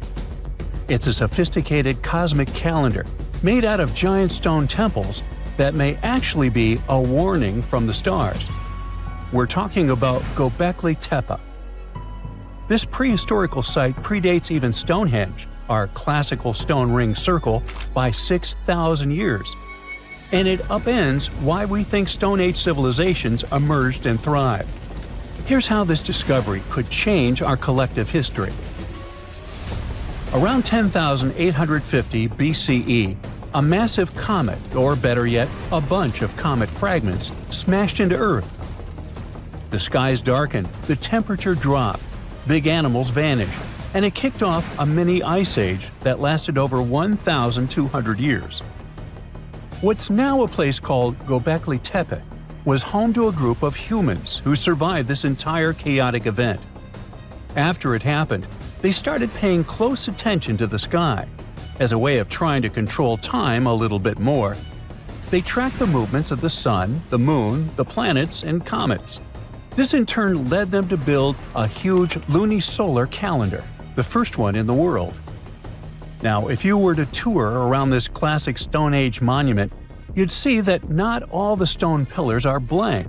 Some of them have carvings, like this main one with a bunch of V's on it. Turns out there are 365 V's, which scientists believe represent the days of the solar year. One of them, a V hanging on a bird's neck, is thought to mark a solar eclipse. Other pillars have dangerous animals carved on them, like foxes, lions, scorpions, vultures, twisting and crawling up the sides. Unlike typical Stone Age carvings, these weren't of edible animals like deer or sheep. One of the theories is that these drawings were symbolic. Some archaeologists believe they reflect the fears and chaos this civilization had lived through, a kind of collective attempt to make sense of a terrifying and unpredictable world. Archaeologist Danielle Stordour has highlighted the images of vultures, saying they represent the people who passed away. In some ancient cultures, vultures were believed to carry the souls of the deceased into another realm. She's seen similar symbols in ancient sites nearby. To understand why this all makes sense, we need to dig deeper into the real purpose of this site. Göbekli Tepe was discovered in 1994 by German archaeologist Klaus Schmidt, who realized that the hill in southeastern Turkey wasn't just another Neolithic mound. Underneath it, his team uncovered massive stone circles supported by pillars weighing up to 20 tons. Radiocarbon dating puts the site at around 12,000 years old, making it the oldest known ceremonial structure ever built. I mean, it predates the Egyptian pyramids by over 7,000 years. This discovery shocked the archaeological world. At the end of the Ice Age, humans were supposed to be nomadic, surviving off wild plants and animals, not building sacred complexes with symbolic art, and giving birth to what we now classify as civilization. We usually think civilization starts with farming, then villages, then crops. But this site suggests something more surprising. Early humans may have come together not to grow food, but to worship. Schmidt found no signs of homes, hearths, or permanent settlement, just stuff used for rituals and gatherings. This has led researchers to believe that spirituality and communal rituals came first and that farming followed. Because to build something this massive, you'd need hundreds of people working together, which in turn would have sparked the need for food, organization, and social structure. In other words, the temple came first, then the village, then the farm. Now, Göbekli Tepe isn't just stirring debate because it's old. It's because it seems too advanced for its time, and that's where the more controversial theories start to emerge. Some researchers believe the builders of Göbekli Tepe weren't simply primitive hunter-gatherers experimenting with stone tools. They may have been the inheritors of ancient knowledge, remnants of a much older civilization that existed before the end of the last ice age. This idea ties into the Younger Dryas impact hypothesis, a theory that a comet struck Earth around 10,850 years ago, triggering a sudden and catastrophic climate shift. According to this view, the survivors of that event passed down their knowledge through symbolism, architecture, and oral tradition. And Göbekli Tepe could be one of the earliest attempts to preserve that memory. Now, if that's true, then the carvings at this site, especially the animal symbols on the pillars, aren't just decorative. They could be astronomical codes, tracking constellations and celestial events. But one pillar might hold the biggest secret of all. It's called the Vulture Stone, and it's freaking archaeologists out. On it, you'll find a strange combination of figures: a headless man, birds, and a scorpion. To the untrained eye, it might seem random, but some researchers believe these are ancient representations of constellations, like Scorpius among them, and that the headless man symbolizes a mass extinction event. Some even argue that this is the oldest known record of a comet impact, the one that triggered the Younger Dryas. And if you're wondering who this older lost civilization might have been, they are called Atlantis, or more neutrally, Civilization X. Theorists like Graham Hancock suggest that this advanced culture, destroyed in the chaos of the comet impact, passed fragments of its knowledge to survivors around the globe. In that case, Göbekli Tepe wasn't the start of civilization, it was the restart. Now, back to the stones. Pillar 43 may look like a celestial calendar at first, but when archaeologists recreated the sky patterns encoded in its carvings, they found a precise snapshot of the sky dating back over 13,000 years. It appears to show a meteor shower, a flood, and humanity's tragic end, aka the Headless Man. A snake rising from the ground might even symbolize tidal waves or destruction coming from below. But the story doesn't end there. Pillar seems to expand on the same disaster, the one they called the Terror of the Sky. You might see animals fleeing, waves, fire raining down. It paints a vivid picture of the meteor shower. But wait! While Pillars 43 and 56 may encode memories of a past catastrophe, Pillar 18 might be a forecast. That stone zooms in on the Aquarius constellation. If this sounds familiar, maybe it's from the phase Age of Aquarius, which is the age we're living in now. Some enthusiasts believe this may be a warning for us, and may be telling us that a similar meteor shower will hit Earth and thus you and me and us. I mean, chills! But hey, that's the kind of mystery that makes Göbekli Tepe so captivating. Today, archaeologists know that Göbekli Tepe was part of a much larger sacred complex, now known as Tash Tepler, a network of ancient sites across the region, each with its own secrets and structures, but connected by shared patterns and motifs. In 2019, excavations began at this sister site, just 40 miles from Göbekli Tepe, known as Karahan Tepe. And here's the twist. Some researchers believe Karahan Tepe might be even older. Unlike Göbekli Tepe, which appears to have been primarily ceremonial, Karahan Tepe has signs of domestic structures like walls, tools, and perhaps even homes. And that changes everything. because whether these sites were the work of highly sophisticated hunter-gatherers or survivors carrying the fragments of a lost pre-Ice Age civilization, one thing becomes clear: our ancestors weren't just surviving. They were planning, tracking, and predicting. They were far more capable, curious, and connected to the universe than we ever gave them credit for. The Sahara Desert is like a Mad Max movie. Scorching heat, endless dunes, and an overall barren wasteland. A place where no one could live, right? Well, forget all you know about it, because 5,000 years ago, the Sahara was a lush paradise of grasslands, lakes, and rivers, and the home of a ghost civilization that vanished without a trace. Our tale begins in the 1930s, when a Hungarian explorer stumbled upon a cave in the middle of the Sahara. Inside, he found something bizarre: ancient rock paintings of people swimming in a lake, surrounded by giraffes, hippos, and crocodiles.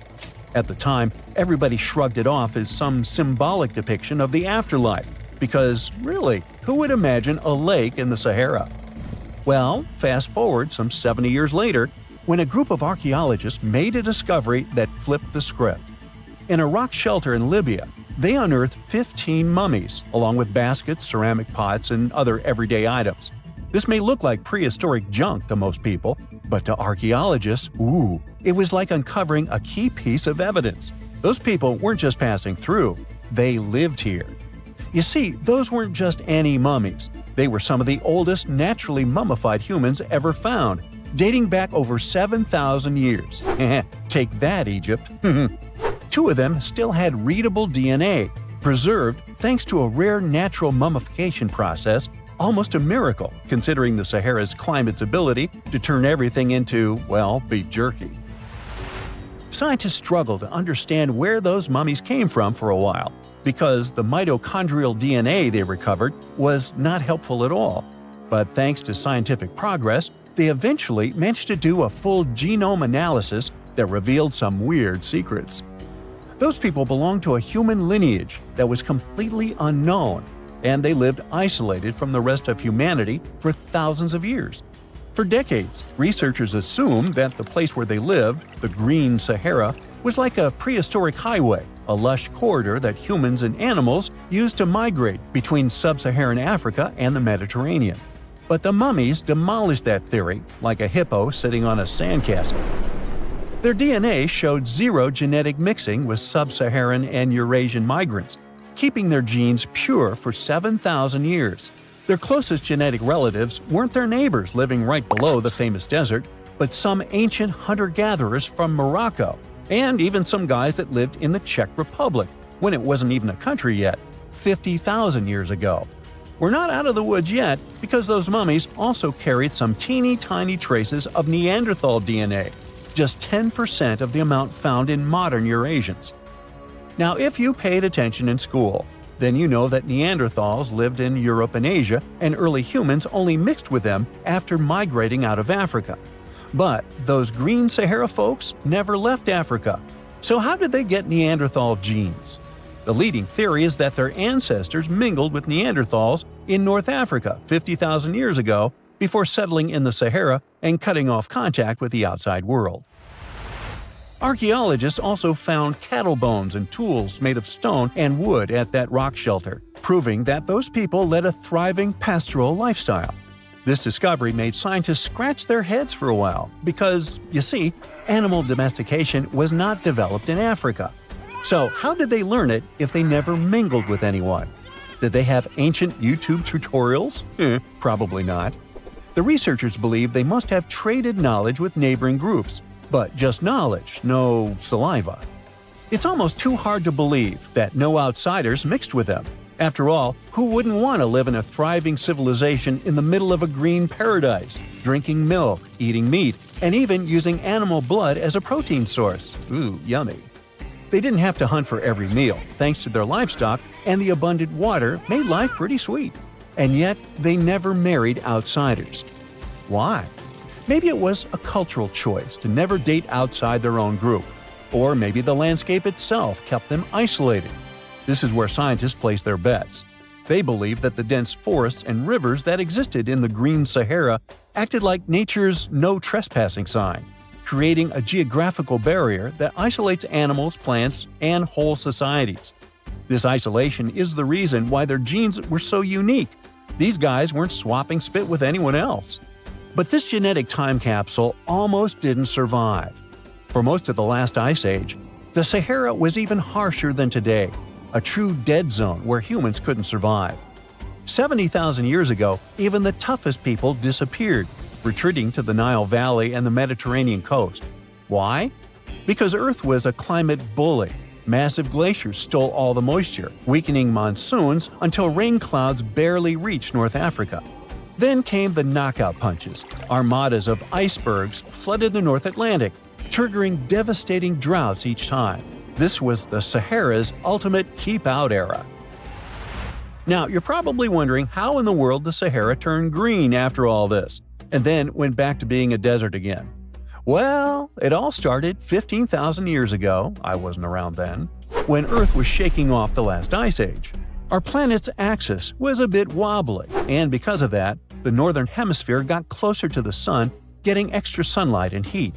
This eternal summer turned North Africa into a giant moisture magnet, pulling water from the Atlantic and making it all rain down on the Sahara. The result of this ridiculous amount of rain was a lush savanna, complete with lakes the size of small countries. But the African humid period was not just a one-time miracle. The truth is, this eternal on and off switch between green and desert happened to the Sahara more than 230 times since the desert was born. During one of these events, the Sahara even expanded, getting bigger than it is today. So when the Green Sahara showed up, you can bet it brought the ultimate ecosystem glow-up. This wasn't just a light dusting of grass. We're talking full makeover. The transformation was so complete, it even reshaped animal populations. Cheetahs suddenly struggled with the new prey dynamics, while rodents like the multi-mammate mouse thrived in the suddenly abundant grasslands. But don't pack your prehistoric swim trunks just yet. This paradise had teeth. The Sahara was an ecological maze of crocodile-infested rivers, malaria-carrying mosquitoes, and big cats lurking in the tall grass. Crossing it would have been like playing a real-life game of Hungry Hungry Hippos. This is probably why more groups didn't settle permanently. The Sahara's climate cycled between wet and dry every 20,000 years, hardly a stable zip code. For most ancient people, it was smarter to treat the Green Sahara like an all-you-can-eat buffet, grab resources and leave before the desert returned. Still, this Green Sahara period lasted for 10,000 years, giving our mystery shepherds plenty of time to thrive. But around 5,000 years ago, Earth's axis shifted again, the rains moved away, and the Sahara dried up faster than a puddle in July. As the desert returned, the shepherds from the Green Sahara had no choice but to pack up their livestock and leave. Some researchers believe they migrated toward the Nile, laying the groundwork for ancient Egypt, so I guess their legacy lives on. Besides, their pure lineage may be extinct by now, but some faint genes of the mummies can still be found in the people that live in North Africa today. But the introvert mummies were not the only ones using the Green Sahara as an Airbnb. They actually had neighbors just around the corner, in a lakeside village in Niger to be exact. Those people thrived for 5,000 years and left behind the oldest Sahara Desert cemetery, including a man buried in a turtle shell, a grinning Halloween man with filed teeth, and a heartbreaking family embrace frozen in time, victims of the very waters that sustained them. Eventually, those people disappeared too, just like it happened to our antisocial friends. This proves that this desert outsmarts everyone, with a landscape that gives paradise with one hand and takes it away with the other. Archaeologists recently found something fascinating from a forgotten Maya kingdom, a tomb hidden in a collapsing pyramid. Inside, there was a king buried for 1,700 years, a jade mask that looks almost human, but not quite. And all this thanks to the looters who missed it by just 6 feet. They stumbled upon it in 2022 in the dense jungles near the border of Guatemala, Mexico, and Belize. In Mayan times, this little place used to be called Chachkitam. It's a lost city, half swallowed by jungle. This place meant pretty much nothing compared to other big Mayan cities, like Tikal or Teotihuacan, or so we thought. The team found a tomb of a Mayan ruler. The artifacts, the names of kings, all this revealed that Chachkitam wasn't just some tiny village. It was a pretty important place for that culture, and what they found inside that tomb may rival the treasures of any Maya metropolis. The tomb's ceiling had collapsed long ago, but the offerings were still inside and remained intact even after centuries. They recovered over 16 spondylus shells. These things were used by the ancient elite for power and rituals. That meant that whoever the tomb was related to, it was someone wealthy, of high status, who got themselves a ceremonial burial. Archaeologists also found carved femur bones. They were etched with hieroglyphs and names. Maya literally wrote their history in human remains. Researchers want to dive super deep and get a DNA analysis on the bones. Maybe that will help uncover familial ties, origins, or health problems these people might have faced. And most important of all, the mosaic jade mask. It was pieced together from luminous green tiles into an expression that feels almost human, almost alive. A lot of people were joking that it's just like Jim Carrey's mask in the famous movie. But it wasn't a magical artifact.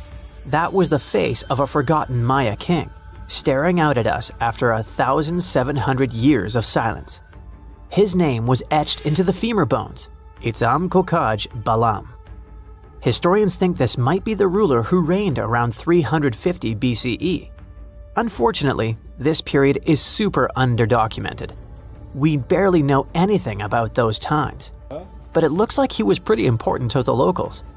One of the bones even showed a carved figure holding a deity's severed head.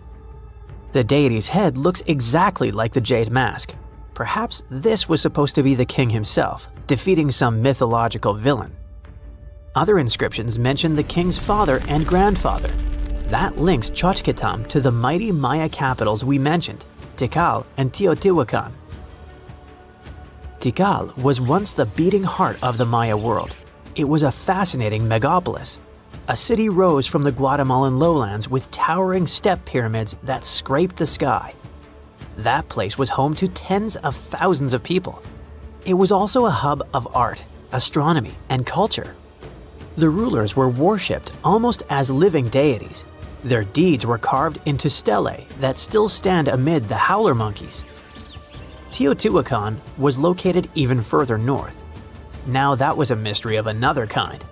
It wasn't really Mayan, but rather Central Mexican. But still, that was a true metropolis, one of the largest cities in the world during its time. It was most famous for its Avenue of the Dead and colossal structures like the Pyramid of the Sun. It was a rich cultural center that had a worldwide influence.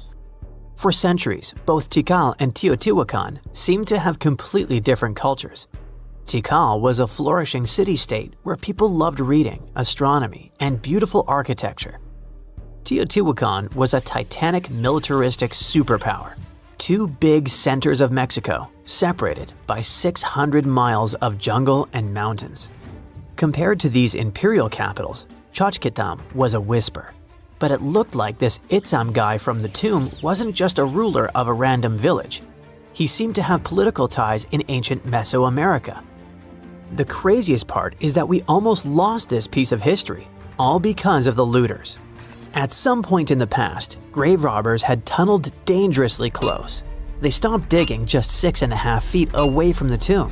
That's just like in that meme with the diamonds. Sometimes you stop digging right before you hit it big. But in our case, thank heavens they didn't get there first. That's how close we came to losing a piece of history. In an almost poetic irony, it was the looters' tunnels themselves that led Estrada Belli's team to the site. Archaeologists have been looking around and using the so-called LiDAR technology. That's basically laser beams shot from high above, which help them map the spot. It's like taking X-rays of the jungle floor. And that's when they found the little signs of intrusion. They quickly realized that if someone was digging here, they were probably looking for something important. Without the failing looters, they might have walked past a discovery. In any case, archaeologists want to keep searching. They might even find more chambers buried inside the abandoned pyramid. We just keep finding mysterious things related to the Maya. Recently, buried deep within the ruins of Tikal, archaeologists found a house, and in that house, a limestone altar. It was covered in vibrant murals of red, yellow, and black. What's weird is that this build wasn't made by Maya. It was unmistakably Teotihuacan in style. And just like the tomb from before, it was made about 1,700 years ago. The altar was discovered inside a Maya-era residence known as Group 6DX7. It stood 3.5 by 6 feet right in the center of the home. That was very typical for Teotihuacan traditions. It bore a mural of the storm god that was also a central deity in the Teotihuacan pantheon. But this altar depicted no kings and no rulers. That's very weird. As we said, Maya worshipped and honored their dynasties and political power, putting them pretty much everywhere, like some merch. But instead, this altar worshipped the deities alone, and it did so in the heart of Maya's main capital, Tikal. When archaeologists dived deeper, they saw it as unmistakable proof that Teotihuacanos not only came to Tikal, they thrived there. This house wasn't some trade outpost. People actually lived in it. Teotihuacanos built homes, practiced their rituals, and left their deities behind in this city. And Maya seemed to be chill about that. Researchers think this was a home for some elite people from Teotihuacan, or maybe it belonged to Mayans who practiced Teotihuacano culture and deeply respected it. But it might be something darker than a simple, friendly multiculturalism. The two cities weren't in the best relationship. There was some tension, maybe even surveillance. The house and the altar were probably built around 300 to 400 BCE. That was a period when Tikal was rising in power. This might have caught the attention of the mighty empire to the north. It's almost as if Mayans poked the beast. By 400 to 450 BCE, that attention may have become something sinister. The altar could have actually been the symbol of domination. Had the Maya of Tikal truly welcomed their guests, or did they come here and bluntly started building foreign altars in sacred spaces? Did Teotihuacan use this as some kind of soft invasion? In that case, it would make sense for Mayans to destroy that place or vandalize it somehow. Mayans regularly buried their buildings and rebuilt on top of them. But for some reason, this altar remained untouched. Mayans found it and buried it with the surrounding buildings as they were. No vandalism, no destruction, no rebuilding even. Looks like they had some complicated feelings about Teotihuacans. It was a time when cultures clashed, fused, overlapped, and possibly spied on each other. Perhaps one day we'll learn more about what really happened among these ancient civilizations. A long time ago, a huge meteorite smashed into the Earth with a horrible destructive power. It was several times bigger than the one that wiped out the dinosaurs 65 million years ago. Luckily, there were no lives it could have taken, or else it would have been a real catastrophe. Now, scientists think it did leave behind a huge footprint, the massive Antarctica impact crater that is bigger than the entire state of New York. The location also has a gravitational Wilkes Land anomaly going on. At first, scientists noticed something weird here when they measured Earth's gravity in that region, a strange gravity hole, or a negative gravity anomaly. Later, with better technology, they found something even weirder. There was a positive gravity anomaly inside that gravity hole, a spot with stronger gravity. This kind of structure, called a mascon, short for mass concentration, often shows up in places where giant space rocks or meteorites have slammed into the planet. When a meteor hits hard enough, it punches through the Earth's crust and shakes the mantle below. It can spring back up and leave behind a super dense plug of material, which causes stronger gravity right in the center of the crater. It's something like a frosty donut, with ice filling the gap and a dense center rising up from underneath.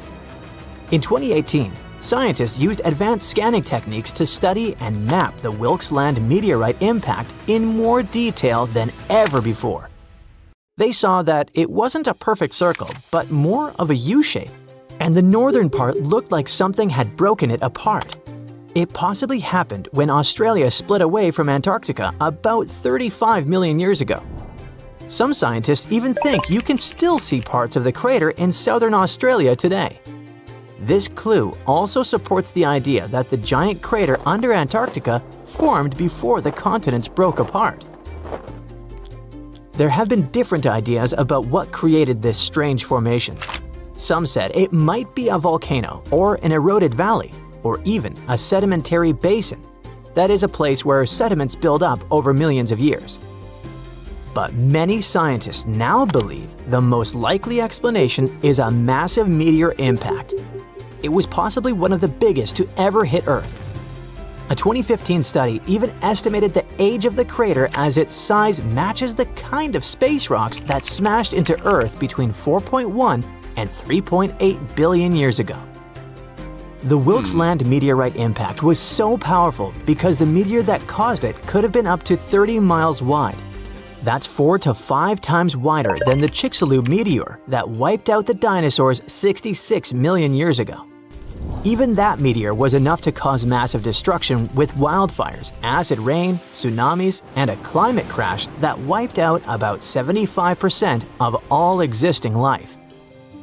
So it was lucky in a way that the meteorite that gave us the giant crater under Antarctica visited at a time when there were only microbes and no plants or animals on Earth. It didn't cause mass extinction or leave behind charcoal from ancient fires, but it may have changed the entire planet. Still, scientists haven't put the Wilkes Land anomaly mystery in the solved files because the crater is buried deep under Antarctica's thick ice sheet. It's hard to study up close. Scientists say we can't rule out the other ideas just yet, but if the meteor theory is right, then the Wilkes Land crater could be the largest known impact crater on Earth. So far, this title belongs to another contestant, the Rediscovery crater in South Africa. Right now, the crater is around 99 miles wide, which is huge. But it's not as wide as the Chicxulub crater in Mexico, which is about 112 miles wide. But the Rediscovery crater used to be way bigger, around 155 to 174 miles wide, before time and erosion wore it down. That means even though the Chicxulub impact was striking, the Rediscovery impact was likely even more powerful, the biggest one we know of that hit Earth. According to the latest study, that asteroid was 12.4 to 15.5 miles wide and might have hit Earth at a speed of 45,000 to 56,000 miles per hour. It's important for science because knowing the real size of this impact helps us build better models to understand Earth's geology and how giant impacts shape planets, even beyond Earth. Measuring ancient craters is really tricky. Over 2 billion years, erosion wears away the edges and newer rocks form over the crater. That's what happened to Rediscovery. Now, only small bits of the original crater rim are visible, and the rest is hidden under newer rock. To figure out its true size, scientists studied minerals like quartz and zircon found around the crater. These minerals still have fractures and shock patterns that show us how powerful the blast was. Wilkes Land anomaly isn't the only case on our planet where gravity is acting weirdly. For over 40 years, scientists were trying to solve a strange mystery in Canada. Parts of the country, especially around Hudson Bay, seem to have less gravity than the rest of the world. That means if you stepped on a scale there, you'd weigh just a tiny bit less than usual. Researchers first discovered this weird difference in the 1960s when they were mapping Earth's gravity. Gravity is linked to mass. The more mass there is, the stronger the gravity. And since Earth isn't shaped perfectly like a ball but is slightly squashed at the poles and bulges at the equator, it makes sense that its mass isn't spread out evenly. So, the first out of the two main theories to explain the Hudson Bay mystery has to do with magma. Yes, that super hot, gooey rock deep under our planet's surface. Magma constantly churns like boiling soup in a process called convection. As this magma moves, it can drag parts of Earth's crust down with it. That makes the area lighter, which lowers the gravity. The second area has to do with the Laurentide ice sheet, a massive glacier that covered much of Canada during the last ice age. This ice was up to 2.3 miles thick in some parts of Hudson's Bay. That's like stacking 10 Empire State Buildings on top of each other. Because it was so heavy, the ice pressed the land down like a thumb on a sponge. Even though the ice melted away about 10,000 years ago, the land underneath is still slowly bouncing back, kind of like a memory foam mattress after you get up. This slow rise is called glacial rebound, and it's happening at less than half an inch per year. Until the land fully bounces back, which could take 5,000 more years, it will continue to have less mass, and that means less gravity. Both of these theories are right.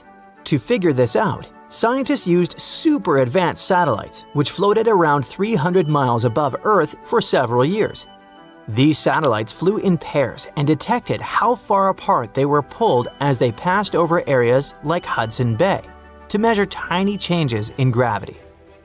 When the front satellite passed over a low-gravity area, it drifted just slightly, and that change was recorded. Thanks to this research, scientists created detailed maps showing what Hudson Bay looked like during the last ice age. They discovered two huge bulges on the west and east sides, where the ice was thickest. And those spots have the weakest gravity today. The effects of this are still visible, and while sea levels are rising in most parts of the world, the land around Hudson Bay is rising so fast that sea levels there are actually dropping. Solving mysteries like this or the Antarctica impact crater anomaly gives scientists amazing insights into the past of our planet. And by understanding how past changes in temperature and geology affected Earth, scientists can predict how today's human activity can impact our future. So, check out this creature. What do you think this thing is? Is it a plant, an animal, or maybe even some kind of wild fungus? At first glance, this fossil could pass for any of those ancient life forms. And honestly, scientists have been scratching their heads over it for over 150 years. But now, it looks like we might finally be cracking the case on this unknown species discovery. A long time ago, during the Devonian period, plants were just starting to grow on land. The tallest trees were only a few feet high, and animals hadn't even evolved backbones yet. Back then, massive natural towers up to 26 feet tall and 3 feet wide, looking like branchless cylindrical tree trunks, were rising from the ground. Hey, what a contrast with trees back then. When scientists first discovered fossils of those towering organisms, they were totally confused, as these strange prehistoric creatures didn't look like anything they'd seen before. Some thought they were weird cone-bearing trees. Others guessed they might be underwater plants like giant seaweed or lichens, which are partnerships between fungi and algae. The mysterious objects received a name, Prototaxites. When scientists studied them up close, their internal structure reminded them of a bunch of different things. They couldn't believe a 20-foot-tall fungus or algae could be real, but that's what the fossils showed. Then most scientists decided that Prototaxites were giant fungi. But still, something didn't feel right about it. In 2007, they decided to finally get the Prototaxites mystery explained and ran a chemical test on the fossils. So they looked at the types of carbon inside them and compared them to regular plants from the same time. If Prototaxites were plants, the carbon ratios would match, but they didn't. That means Prototaxites weren't plants, and they receive carbon in a different way, not by photosynthesis, but probably more like fungi do. But then again, they look nothing like the mushrooms we know and love today. Prototaxites were giant, likely the largest living things on land at their time. And even if these strange prehistoric creatures were some fungi of their sort, then it's weird they don't have any living relatives today that would resemble them. So, if we put all this together, It looks like Prototaxites are an entirely different and previously unknown life form that didn't leave any offspring. Now, Prototaxites aren't the only unclassified organisms on Earth. About 600 million years ago, there were no fish, no sharks, no crabs. Just simple life forms like algae and bacteria drifting through calm, shallow seas. But some seriously strange creatures, completely unlike anything we see today, lived among them. They looked like underwater ferns, stood perfectly still, and absorbed nutrients straight from the water. These bizarre life forms were rangeomorphs. They ruled the oceans that were thick with nutrients back then. So rangeomorphs didn't need mouths, eyes, or muscles to survive and just soaked up whatever they needed. Some of them were as small as a finger, and others grew as tall as 6.5 feet. But as Earth entered the Cambrian period, the oceans became much more competitive. Fast-swimming creatures with limbs, eyes, and jaws showed up and ate the same food faster, and maybe even ate the rangeomorphs themselves. The chemistry of the oceans also started to shift, and the nutrient-rich waters became more like today's oceans, where food floats around in particles that active animals scoop up. So the rangeomorphs vanished forever, but scientists still find their fossils all over the world preserved in ancient rock. They had an incredible fractal design, a pattern that repeated itself at every level, from the smallest branches to the full body. Using fossil clues, researchers built 3D computer models of what rangeomorphs looked like. They found out that these strange prehistoric creatures filled their space in a nearly perfect way. They were like optimized living sponges. But scientists still can't agree on where exactly rangeomorphs fit on the tree of life. At first, they argued over whether they were plants, animals, fungi, or something completely different. Now, most agree they were primitive animals, though they were so different that they might deserve their own unique branch, what scientists call a clade. And then there was Dickinsonia, another prehistoric creature that was so strange that scientists couldn't even agree on what it was for nearly 100 years. Some thought it was a giant single-celled amoeba. Others thought it was a type of lichen, or maybe a failed evolutionary experiment. This bizarre life form lived about 558 million years ago, long before dinosaurs, sharks, or even insects showed up. After many years of studies, Australian researchers finally got proof that Dickinsonia was an animal, and possibly the oldest one scientists have ever found. They solved the mystery thanks to really well-preserved fossil fat molecules stuck in the rock near the White Sea. These molecules were a type of cholesterol, the kind of fat found in animal cells. If cholesterol is present, it almost certainly came from an animal, sort of like animal DNA. Dickinsonia lived millions of years earlier than scientists had previously thought, and didn't look anything like modern animals. It had no head, no mouth, no arms, no legs, and definitely no organs. It was oval-shaped, like a giant pill bug or flattened jelly bean, with weird ridges running across its body. Some were tiny, but others grew up to 5 feet long, the size of a person. It didn't swim or walk, but was just lying on the seafloor, soaking up nutrients from the water or absorbing stuff through its skin. It was tricky to identify because most fossils came from high-pressure rock, where heat had destroyed all the delicate organic stuff scientists needed to study.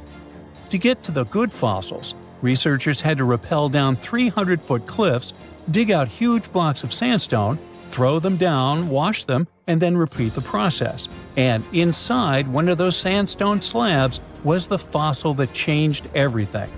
That helped finally confirm that Dickinsonia was an animal, which proves that complex animal life existed before the Cambrian diversification, where tons of new animals with bones, eyes, and limbs suddenly appeared.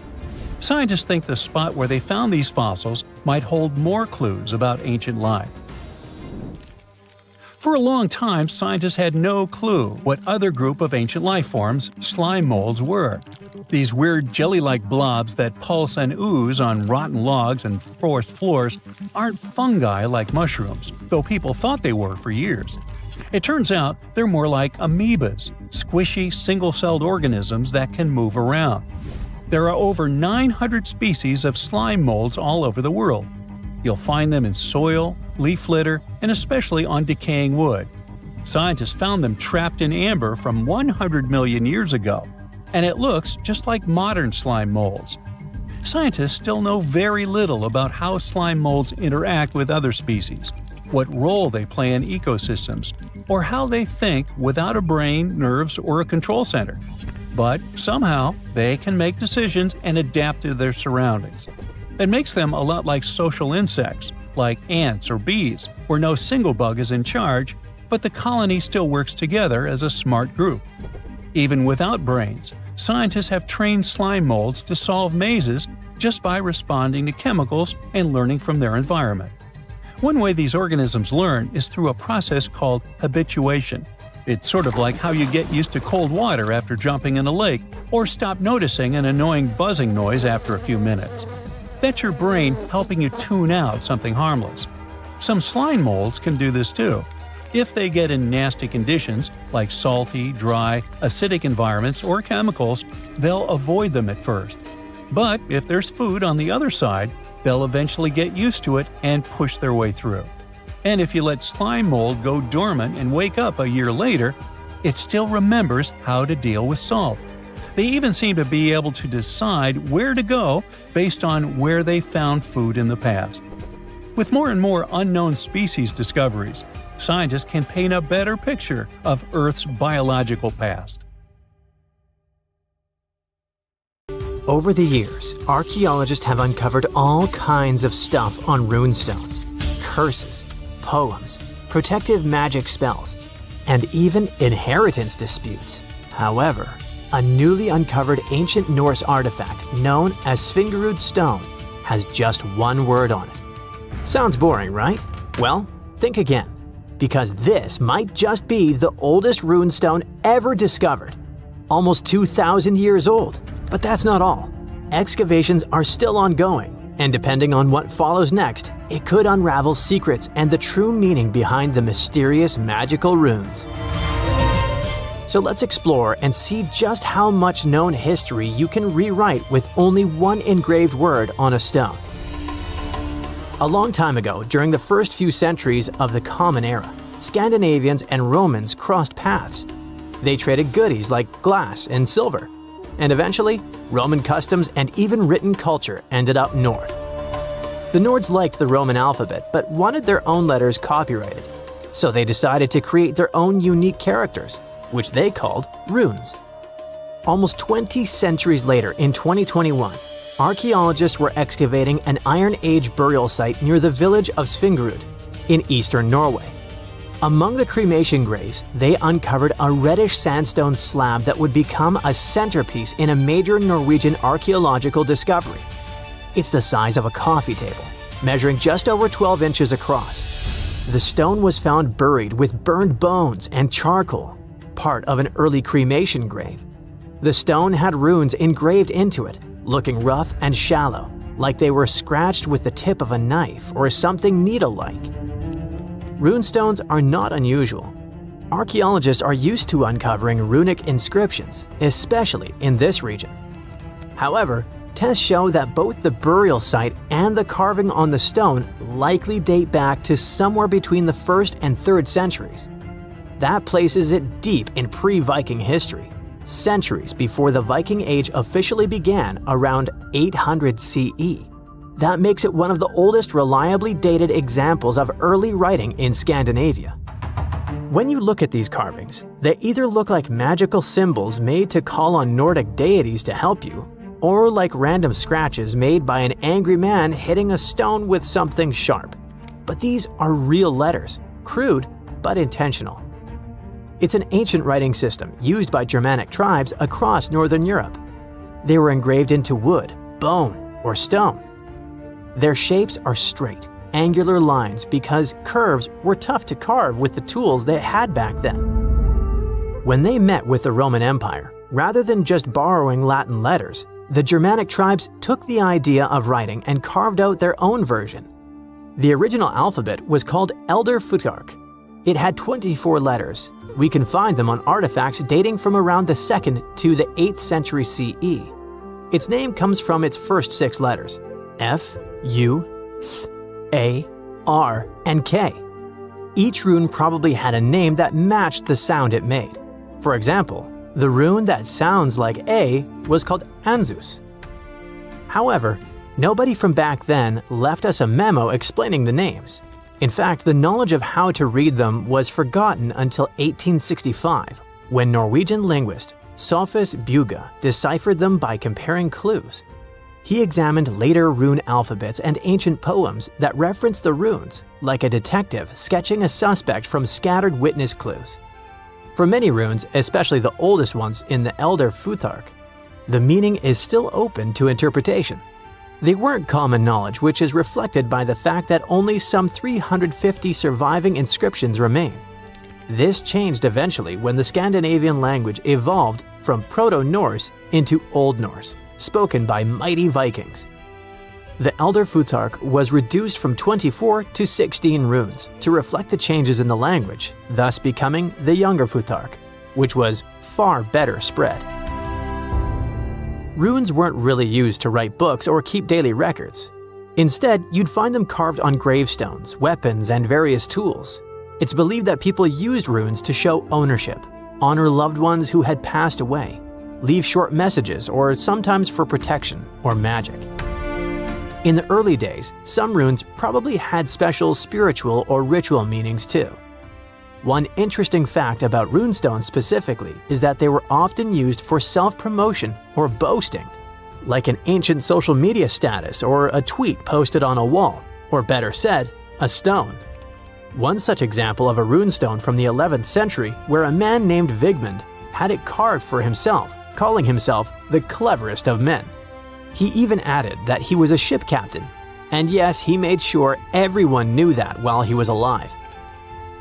In the Old Norse poem Havamal, Odin says he hung on the world tree for 9 nights, pierced by a spear, to gain knowledge of the runes. This goes to show just how powerful and mystical those symbols were perceived to be. It's fitting that the word rune comes from a Proto-Germanic word which can be translated as secret or whisper. There's a common saying about power being in words, and for the old Germanic tribes, that power felt like actual magic.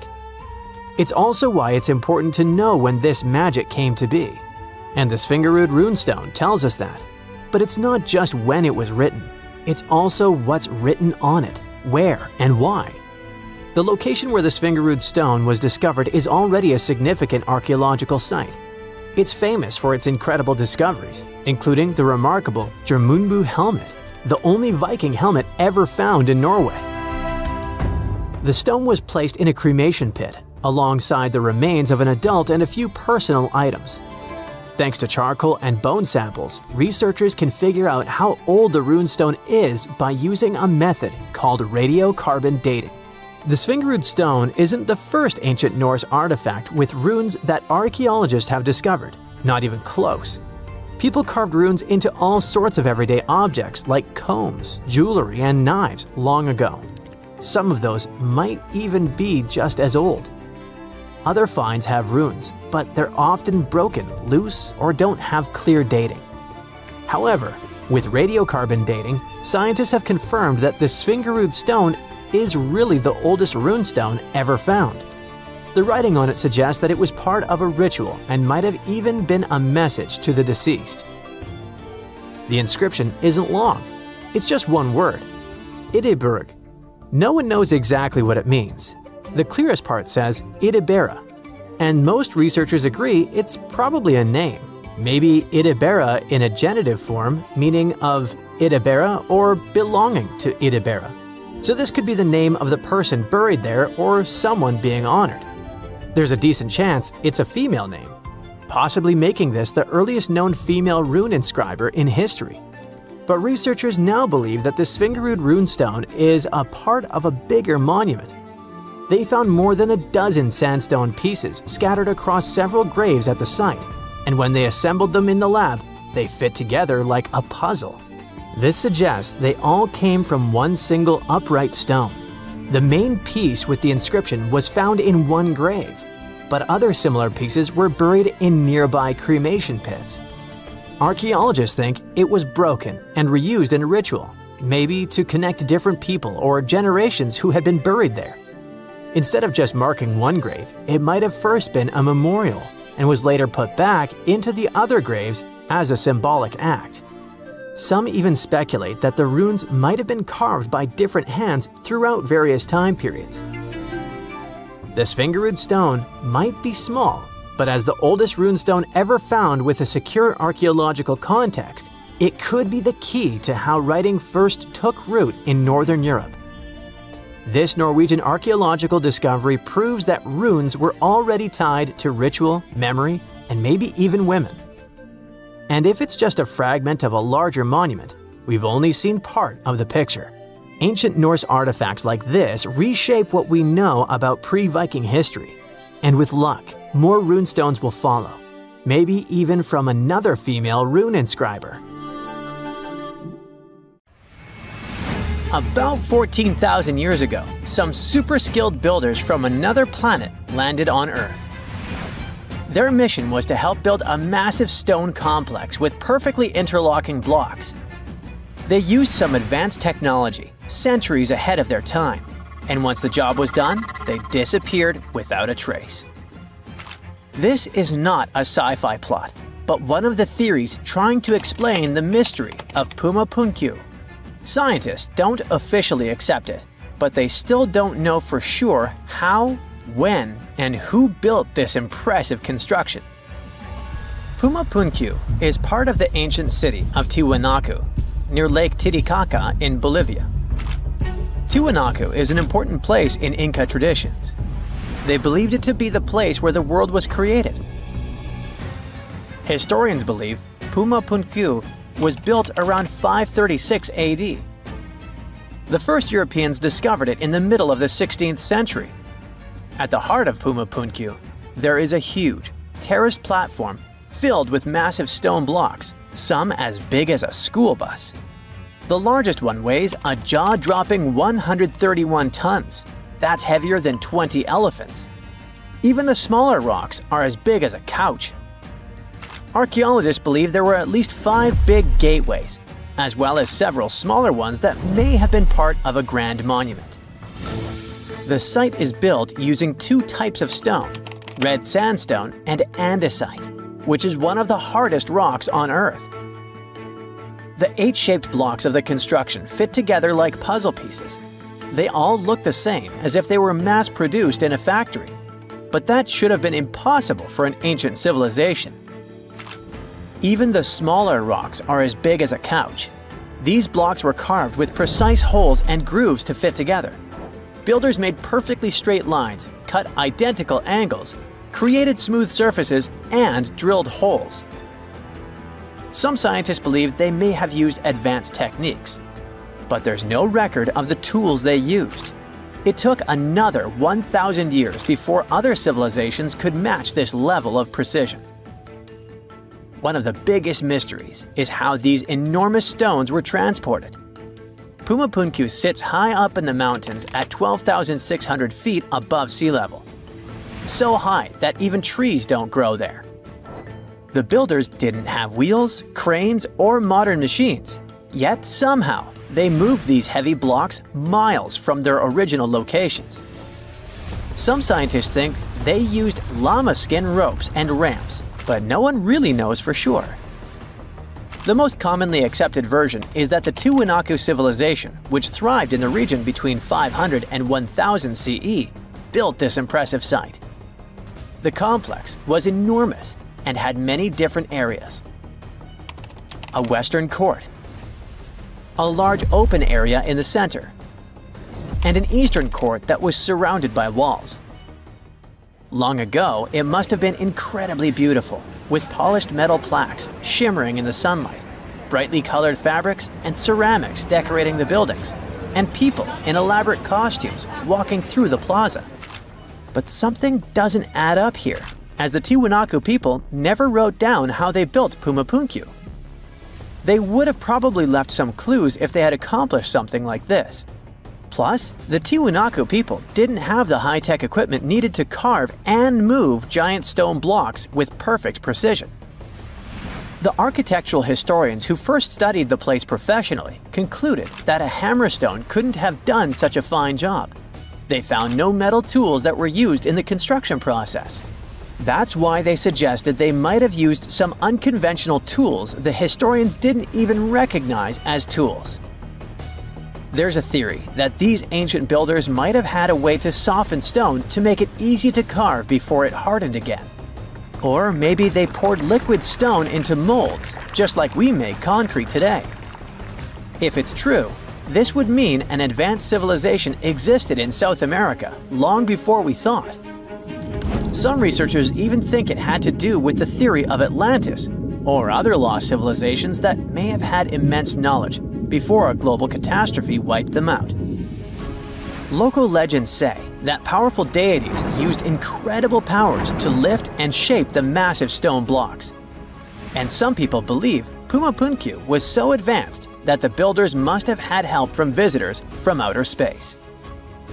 The perfect cuts and massive stones look like something from modern construction. The supporters of this theory also say that some carvings at Tiwanaku show figures wearing helmet-like shapes, so they could be left by space travelers. Scientists from the University of California, Los Angeles, decided to officially debunk this theory. They created a digital model of Puma Punku using super precise measurements from historical records. Then, they used a 3D printer to make a miniature version of the site at 4% of its original size. Once the pieces were printed, the team sorted them by size, shape, and design, like a giant puzzle. They noticed that some blocks had special grooves for holding metal clamps, and others had ornamental carvings. When they finished their model, they realized one of the buildings had a very familiar design. It looked just like structures from two nearby sites. This was solid proof that Puma Punku was built by humans, not visitors from outer space. Over the centuries, people stole stones from Puma Punku and moved them around. This made things even more confusing for archaeologists. UCLA team created a digital archive, so researchers all over the world can now study the site without traveling to Bolivia. So maybe we'll hear about the new twists in this mystery soon. Another construction from the past that still impresses us with extreme precision is the Serapeum of Saqqara, a burial place built around 3,000 to 3,500 years ago. A French scientist accidentally discovered it in 1850. Inside the Serapeum, he found a long underground hallway. On both sides of the hallway, there were giant stone rooms, and inside those rooms, there were huge granite sarcophagi. These sarcophagi were not built for people, but for the sacred Apis bulls. These bulls were treated like royalty, as the people believed they were chosen by deities. The Egyptians believed these bulls were the incarnations of the deity Ptah and had magical powers to protect their kingdom. Some of the stone boxes inside the Serapeum weighed around 70 tons. They were made with perfectly straight angles and smooth surfaces. Scientists noted roller marks on the floor and found wooden winches with levers, which the Egyptians likely used to move the sarcophagi. Since the burial chambers were lower than the hallway floor, workers filled them with sand, rolled the sarcophagus into place, and then slowly removed the sand to lower it perfectly into position. A stone inscription found in the Serapeum said it took 28 days just to move one of these stone boxes. Even though these sarcophagi were meant for bulls, they were way bigger than needed. Pharaohs, who were the rulers of Egypt, were buried in tiny coffins. So it's really weird that these boxes were so enormous. Another question is why they used granite, which is so hard to carve, instead of limestone. Some people believe the stone boxes weren't just tombs. They might have been ancient energy generators. The Egyptians knew about fermentation. If someone placed food or meat inside a perfectly sealed granite box and let fermentation happen, pressure would build up inside. Granite contains quartz, a special crystal that creates electricity when squeezed. As pressure increased, the box's lid could pop open, releasing gas. Ancient drawings found in the Serapeum show stones stacked on top of the boxes, which might have been used to make the lids even heavier and help produce more electricity. Thousands of years later, when explorers opened these boxes, they only found bull bones, maybe because all the organic material had disappeared over time. Scientists still aren't sure if the massive stone boxes were actually ancient energy systems, so the mystery lives on. Stonehenge is famous, but it isn't the oldest UK monument of its kind in England. That title belongs to Flagstones, a site that predates Stonehenge by about 200 years. In fact, it's possible that whoever built Stonehenge might have been copycats, or perhaps, as some prefer, inspired by flagstones. Let's start unraveling the mystery of flagstones by looking at its exact age. To crack this ancient puzzle, scientists turned to a powerful technique: radiocarbon dating prehistoric monuments. This method works on organic materials like wood, bone, or charcoal that are up to about 60,000 years old. Each of these materials contains something called carbon-14. When an organism passes away, its carbon-14 starts to break down at a predictable rate. By measuring how much is left, scientists can estimate the age of these ancient objects. The method is really impressive, so it doesn't come as a surprise that the inventor of this method was awarded the Nobel Prize. Radiocarbon dating has revealed that people built flagstones around 3200 BCE, making it older than even the earliest parts of Stonehenge. But the mystery of flagstones is just beginning to unfold. Flagstones is located in Dorset, in southwest England, about 37 miles away from Stonehenge. It was discovered in the 1980s when workers were building a new road. Archaeologists dug up a huge circular ditch about 330 feet wide, made with overlapping pits. Inside the pits, they found the remains of at least 7 people, a cremated adult, 3 young individuals, and 3 other adults whose bodies were partly cremated. This shows that people could have used the site as an ancient cremation burial site. Flagstones is basically a big, ancient circle that popped up right where early farming communities were spending their time. If you went there today, you wouldn't see any obvious walls or banks, but if you look inside the pits that make up the circle, you'll find chalk rubble from both sides.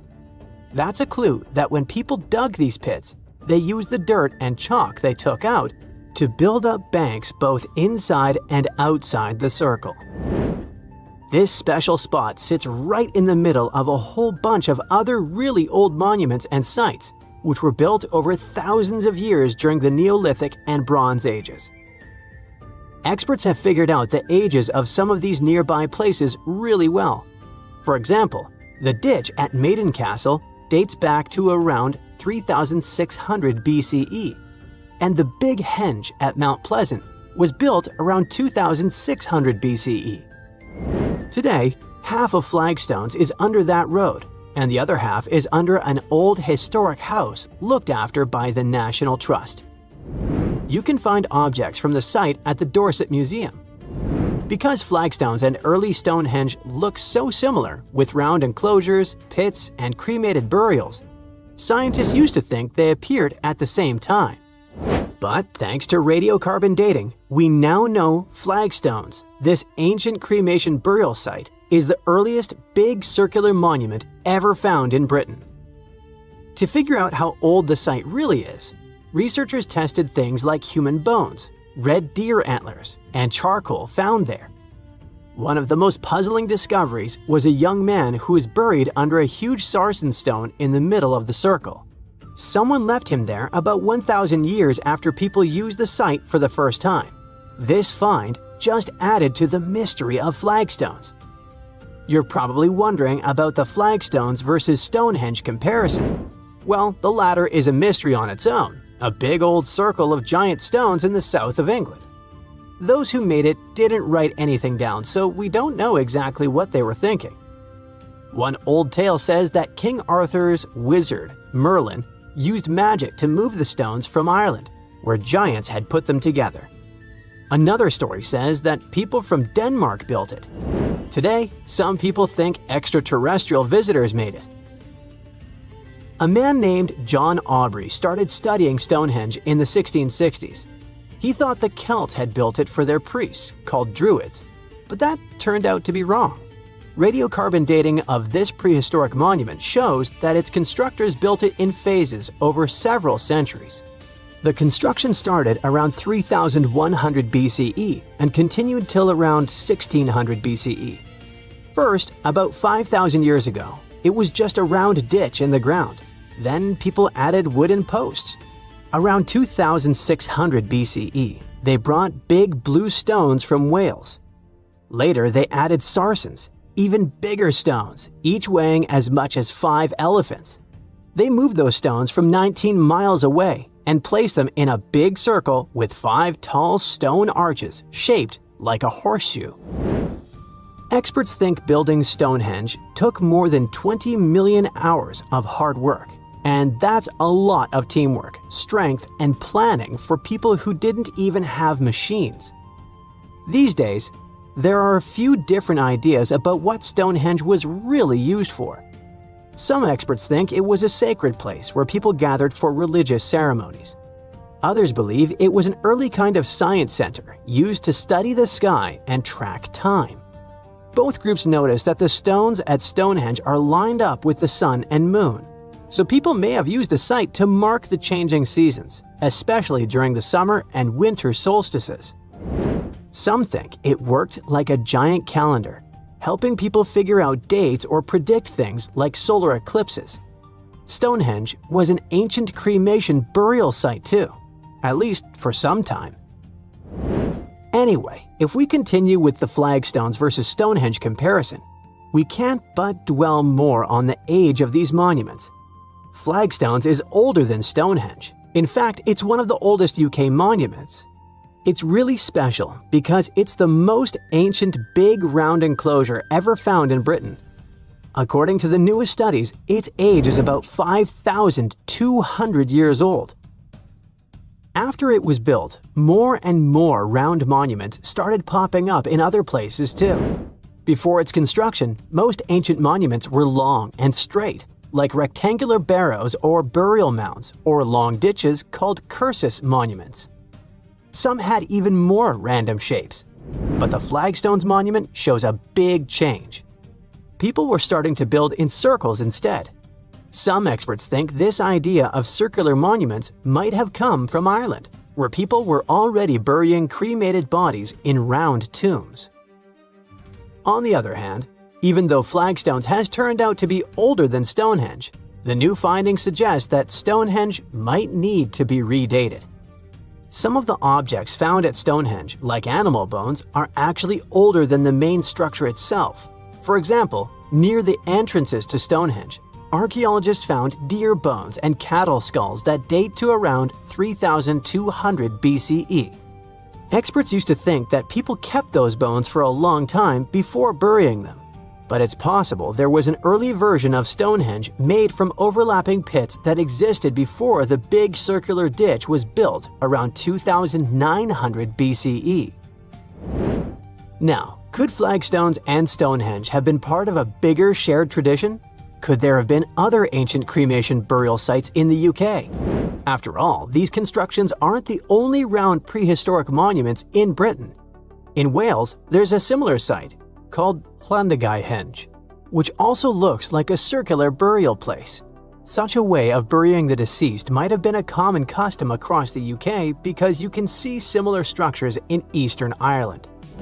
In the Boyne Valley, for example, there are ancient places like the Mound of the Hostages that people used in the same way. Now, researchers want to do more digging in Ireland to see if some of those monuments were built before 3,200 BCE. If they're even older than flagstones, they might help explain where the idea of building round burial sites started and why people across Britain and Ireland were building them. The more we learn, the better we'll understand what these sites were really for and how the people back then might have shared beliefs and traditions across the sea. Hopefully, one day, we'll figure out the mystery of flagstones, one of the oldest monuments in the UK. Hey, welcome to the Dino New Year's party. Hey, everyone you know well is here. Tyrannosaurus, Triceratops, Stegosaurus, Raptor, Diplodocus. But there will also be someone new, a guest who will surprise you. You see, paleontologists have discovered a new dinosaur species that was somewhat like the T-Rex, but with a twist. These guys would rather eat a crunchy salad than a juicy steak. Hey, meet this dude. Any guesses on how to pronounce this? Duonicus sacobatri. Thanks, please hold your applause. These are herbivorous guys that belong to the therizinosaurs. But they had one awesome feature. A feature that showed scientists that Duonicus belonged to a new branch of dinosaur evolution, about which little is known. But hey, let's go back to the dino party, shall we? Here you can see dinosaurs with different personalities. The T-Rex is a bully and toothy. The Velociraptor seems to be very toxic and moody. The Triceratops or Stegosaurus are aggressive but silent. You know, like those guys that don't touch anyone, but it's better not to mess with them. So among them all, the Therizinosaurus is a chill guy that will always help, will always keep you company at a party, and will never be annoying. Therizinosaurs lived in what is now Asia and North America during the late Cretaceous period, about 100 to 66 million years ago. Their anatomical features made them look more like predators, like the T-Rex. But Therizinosaurs were herbivores, with large crescent-shaped claws. In some species, they reached up to 20 inches. Now imagine how dangerous these monsters would have been had they been carnivorous. But they used their claws to grab tree branches and eat leaves. The Duonicus was quite large, just under 10 feet in length. A hippo was about the same size, and their weight was about 600 pounds, which is almost half the size of a horse. Therizinosaurs had a long mouth, a bit like a duck's nose, and long front paws with 3 thumbs. But the Duonicus that has been found recently was unique because it only had 2 fingers on each hand. The 2-fingered dinosaur discovery has sparked joy among paleontologists. Okay, 2 fingers instead of 3, whatever, you might think. But it makes a big difference. It shows how dinosaurs evolved. The latest paleontology news reports that the discovery was made in Mongolia. It was the largest preserved claw in history. Its size was about 11 inches, and it had a curved shape. That means it was like a giant banana. The coolest thing was that the claw was covered with keratin. Our nails are made from this material too. Can you imagine? Large lizards that lived tens of millions of years ago had claws with the same composition as our nails. Nature is amazing, isn't it? Do you know this crazy theory that the T-Rex evolved into a chicken and the Velociraptor into an ostrich? There must have been tons of evolutionary changes. But the 2-fingered dinosaur discovery offers us a more understandable and more detailed explanation of how dinosaurs evolved. Therizinosaurs had 3 clawed fingers on each paw, but why did nature get rid of one of them? Scientists believe that it was practical. It's possible that a paw with 2 fingers was much stronger and more flexible than a paw with 3.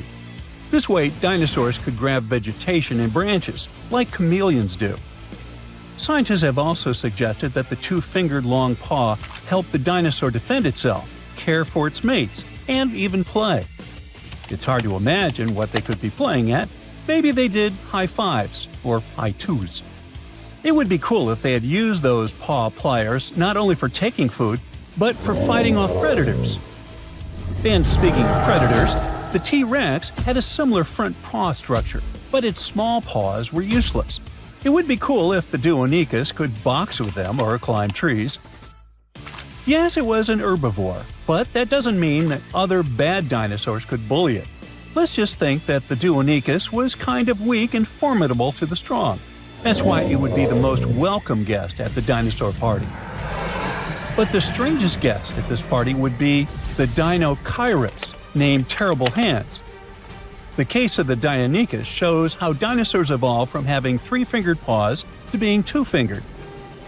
The Deinonychus shows that ancient lizards could evolve into a horse or something else. It sounds weird, but let's get to know this guy better. In 1965, the arms, hands, and shoulder girdle of an unknown dinosaur was discovered in the Gobi Desert in Mongolia. When paleontologists put the bones together, they got two long, creepy arms. For many years, those arms remained in the museum without a body. It looked funny and a little scary. Each arm was about 8 feet long. This is more than the tallest basketball players.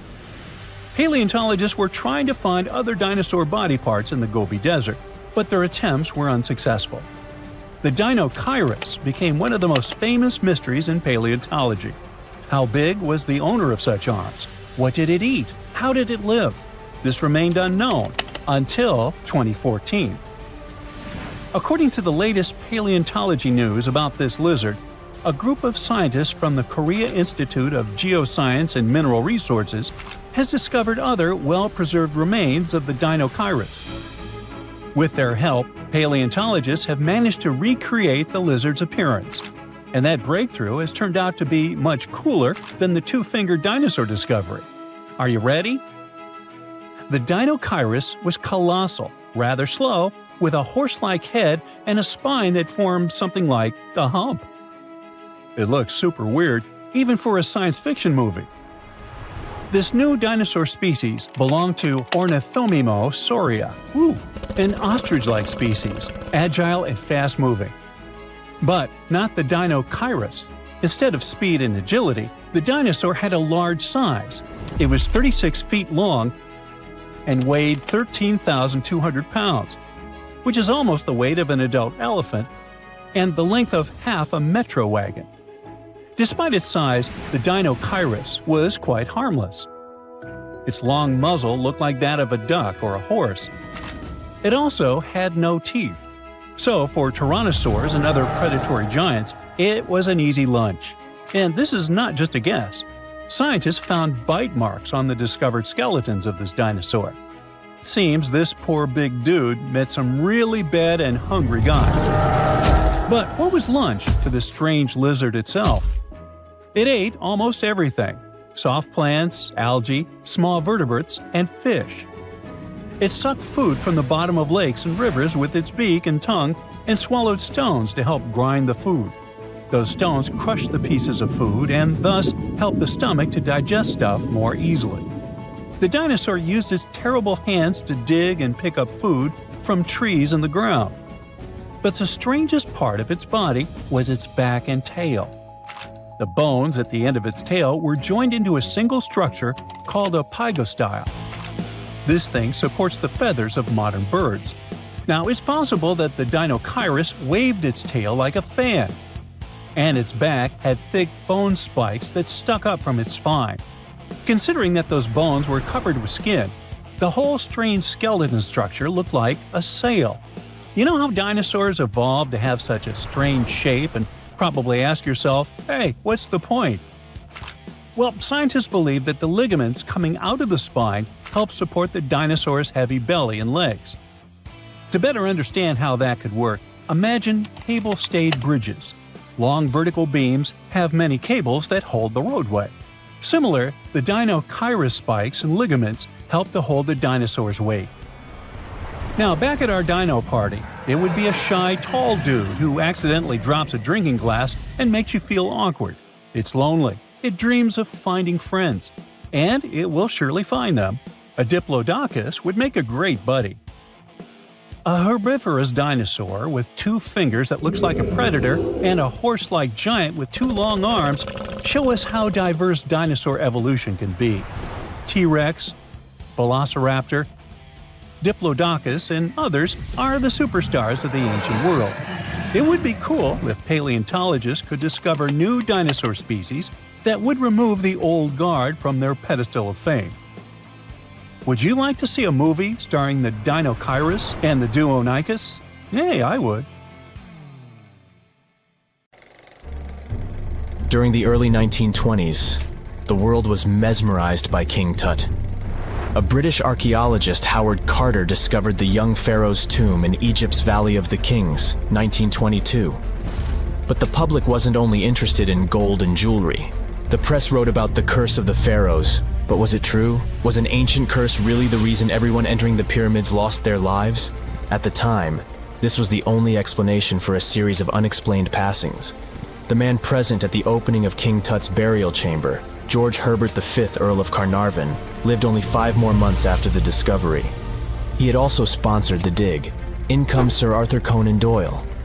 You probably know of him, the English writer behind Sherlock Holmes. He claimed that an evil elemental caused the explorer's demise. He must have been joking, right? Unfortunately, no. The newspapers continued to blame the pharaoh's curse after every Egyptologist left this world. These are the scientists who study the ancient cultures of Egypt.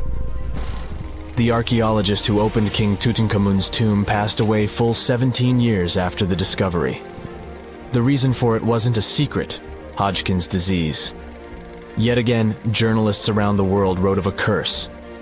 This was getting ridiculous. But science must have had a rational explanation, right?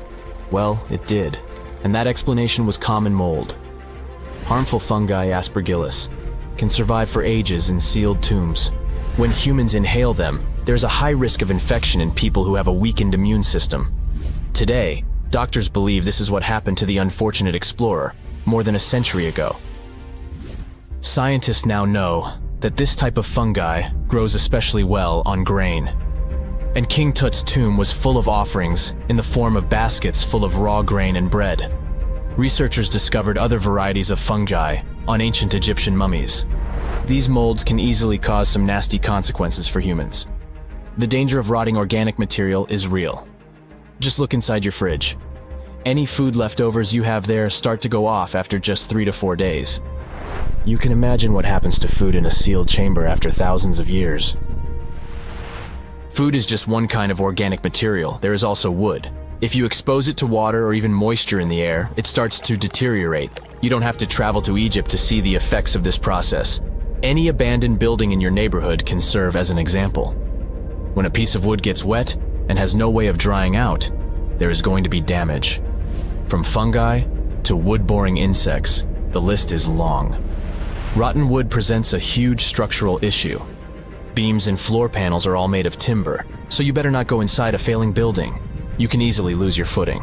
But this is just the tip of the iceberg. The building materials since the time of the pharaohs have changed, but so have the dangers. One of the best examples is asbestos. Until the 1970s, most home insulation materials contained this substance. It was in everything, from boilers to soundproofing. This microfiber provided excellent heat insulation.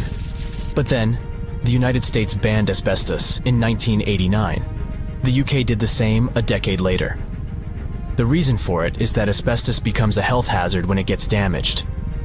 When humans inhale asbestos fibers, they can get seriously sick.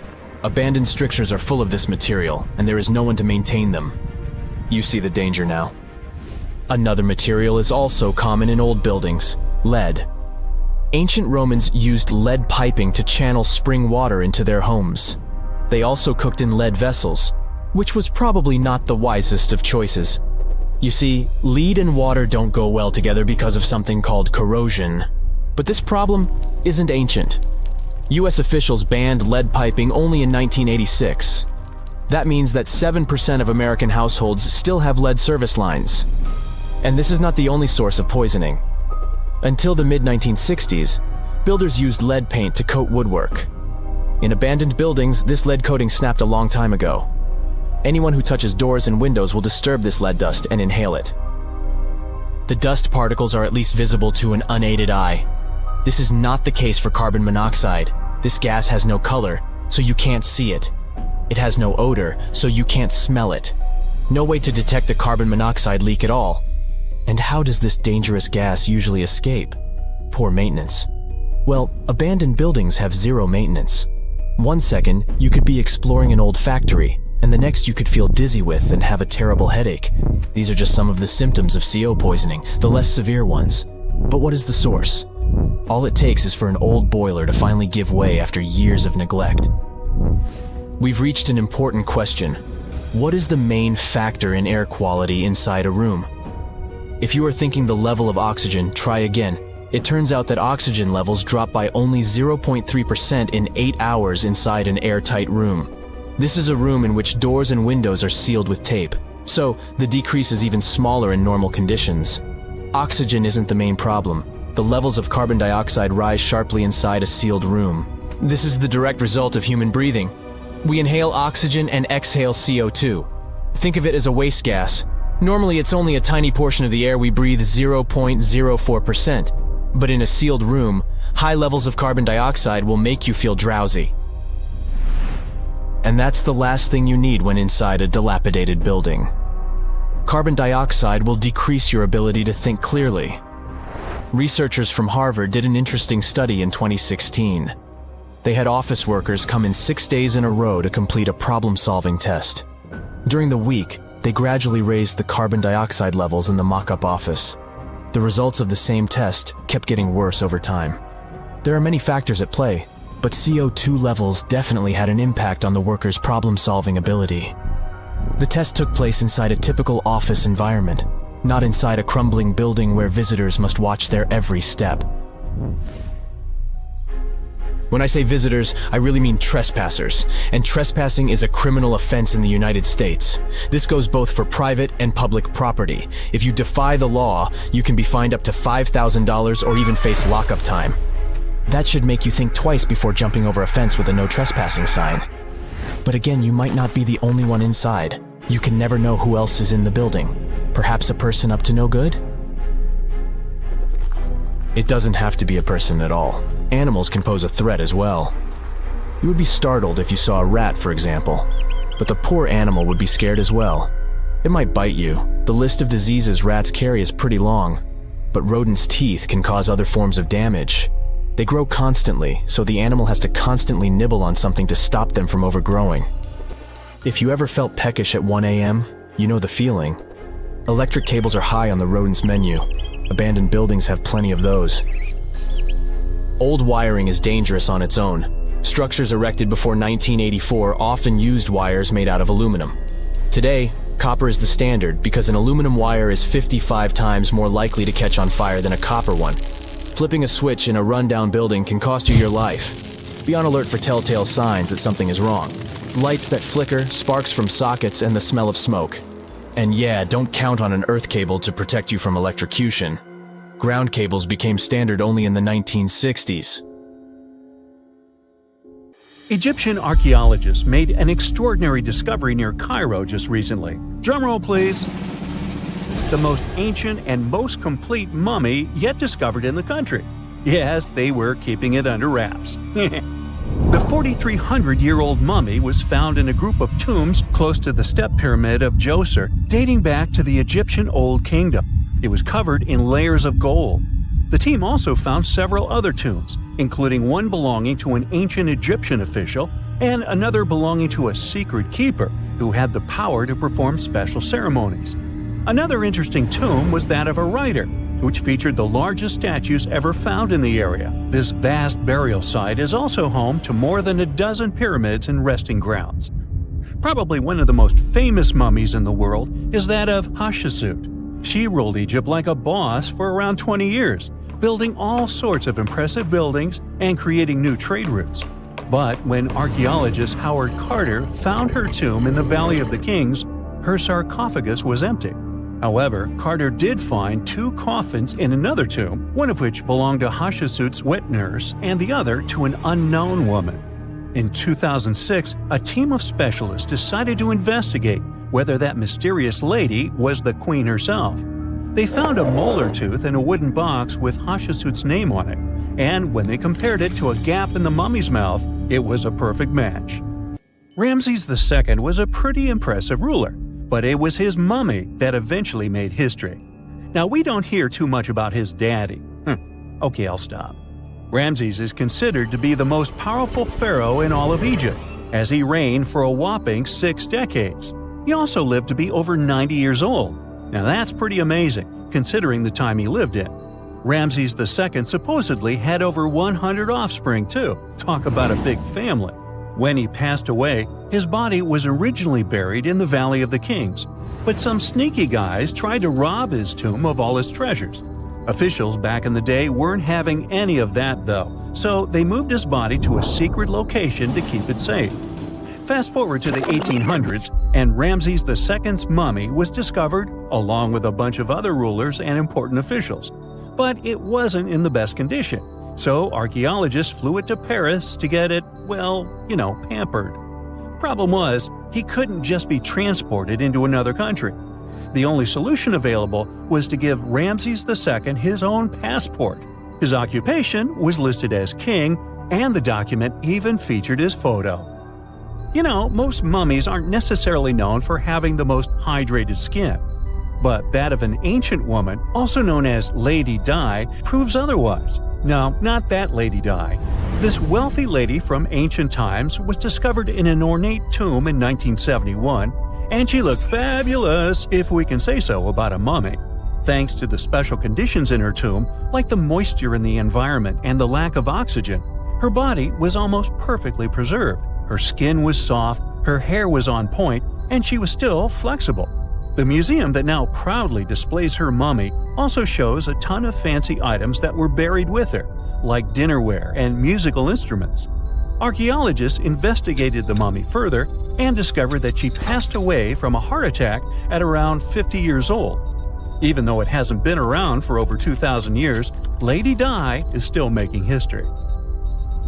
The mummy of Otzi the Iceman was discovered in the Alps in 1991. Austrian authorities initially thought he was a modern mountaineer because he was so well preserved.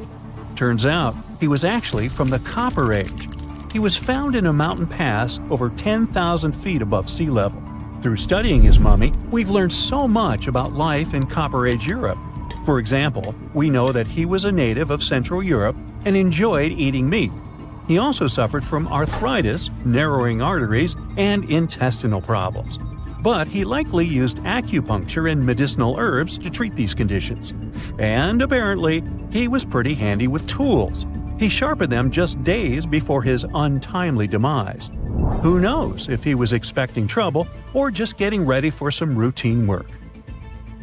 Now, King Tut and his story is most likely the one that made all mummies famous.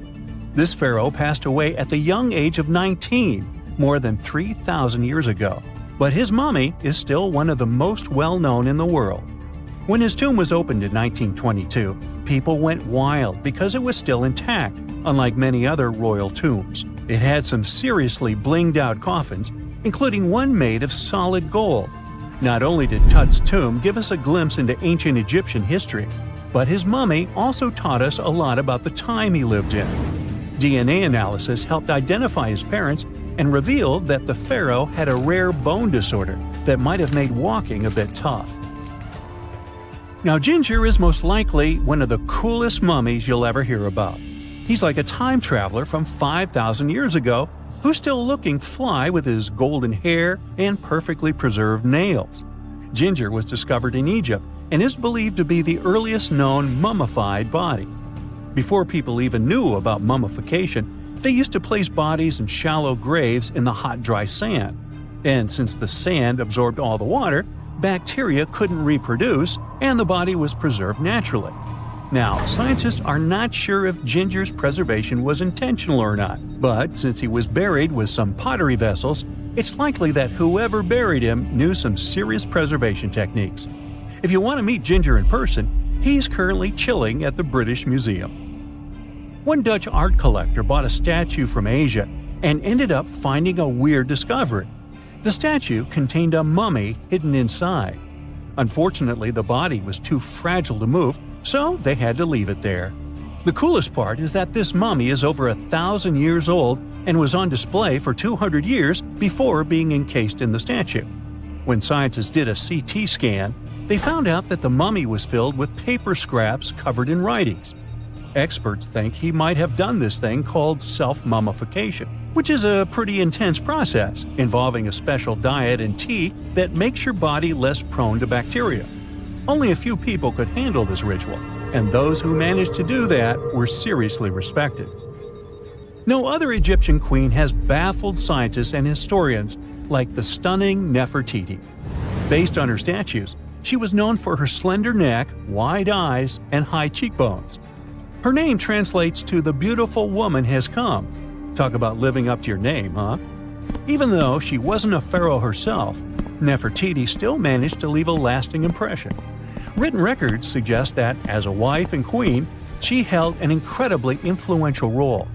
Because of her power, she was indeed admired, but she also managed to make quite a lot of enemies throughout her life.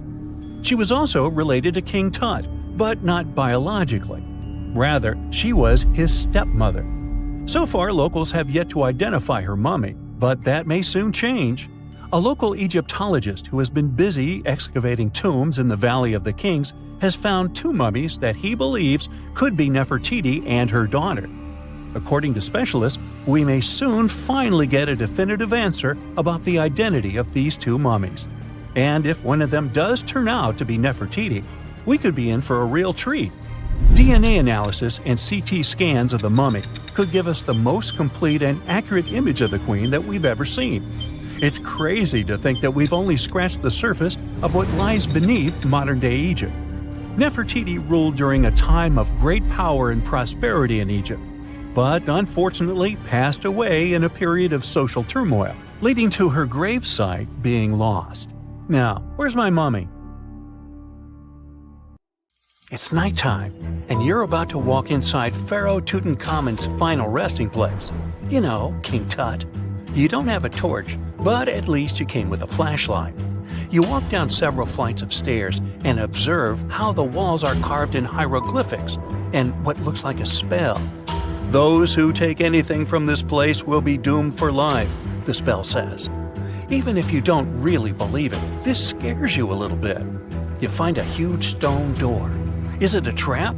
You manage to open it, but oh no, it's only an empty chamber. You check your map. It seems like you're heading in the right direction. After what feels like hours, you realize you must be trapped inside a labyrinth. You try to retrace your steps, but you can't find the door where you came in from anymore. That's it, you think to yourself. You've fallen for the Pharaoh's trap. What's worse, you didn't bring a lunch. Okay, so we've all seen Hollywood movies where the main character is exploring ancient ruins and faces some seriously dangerous traps, right?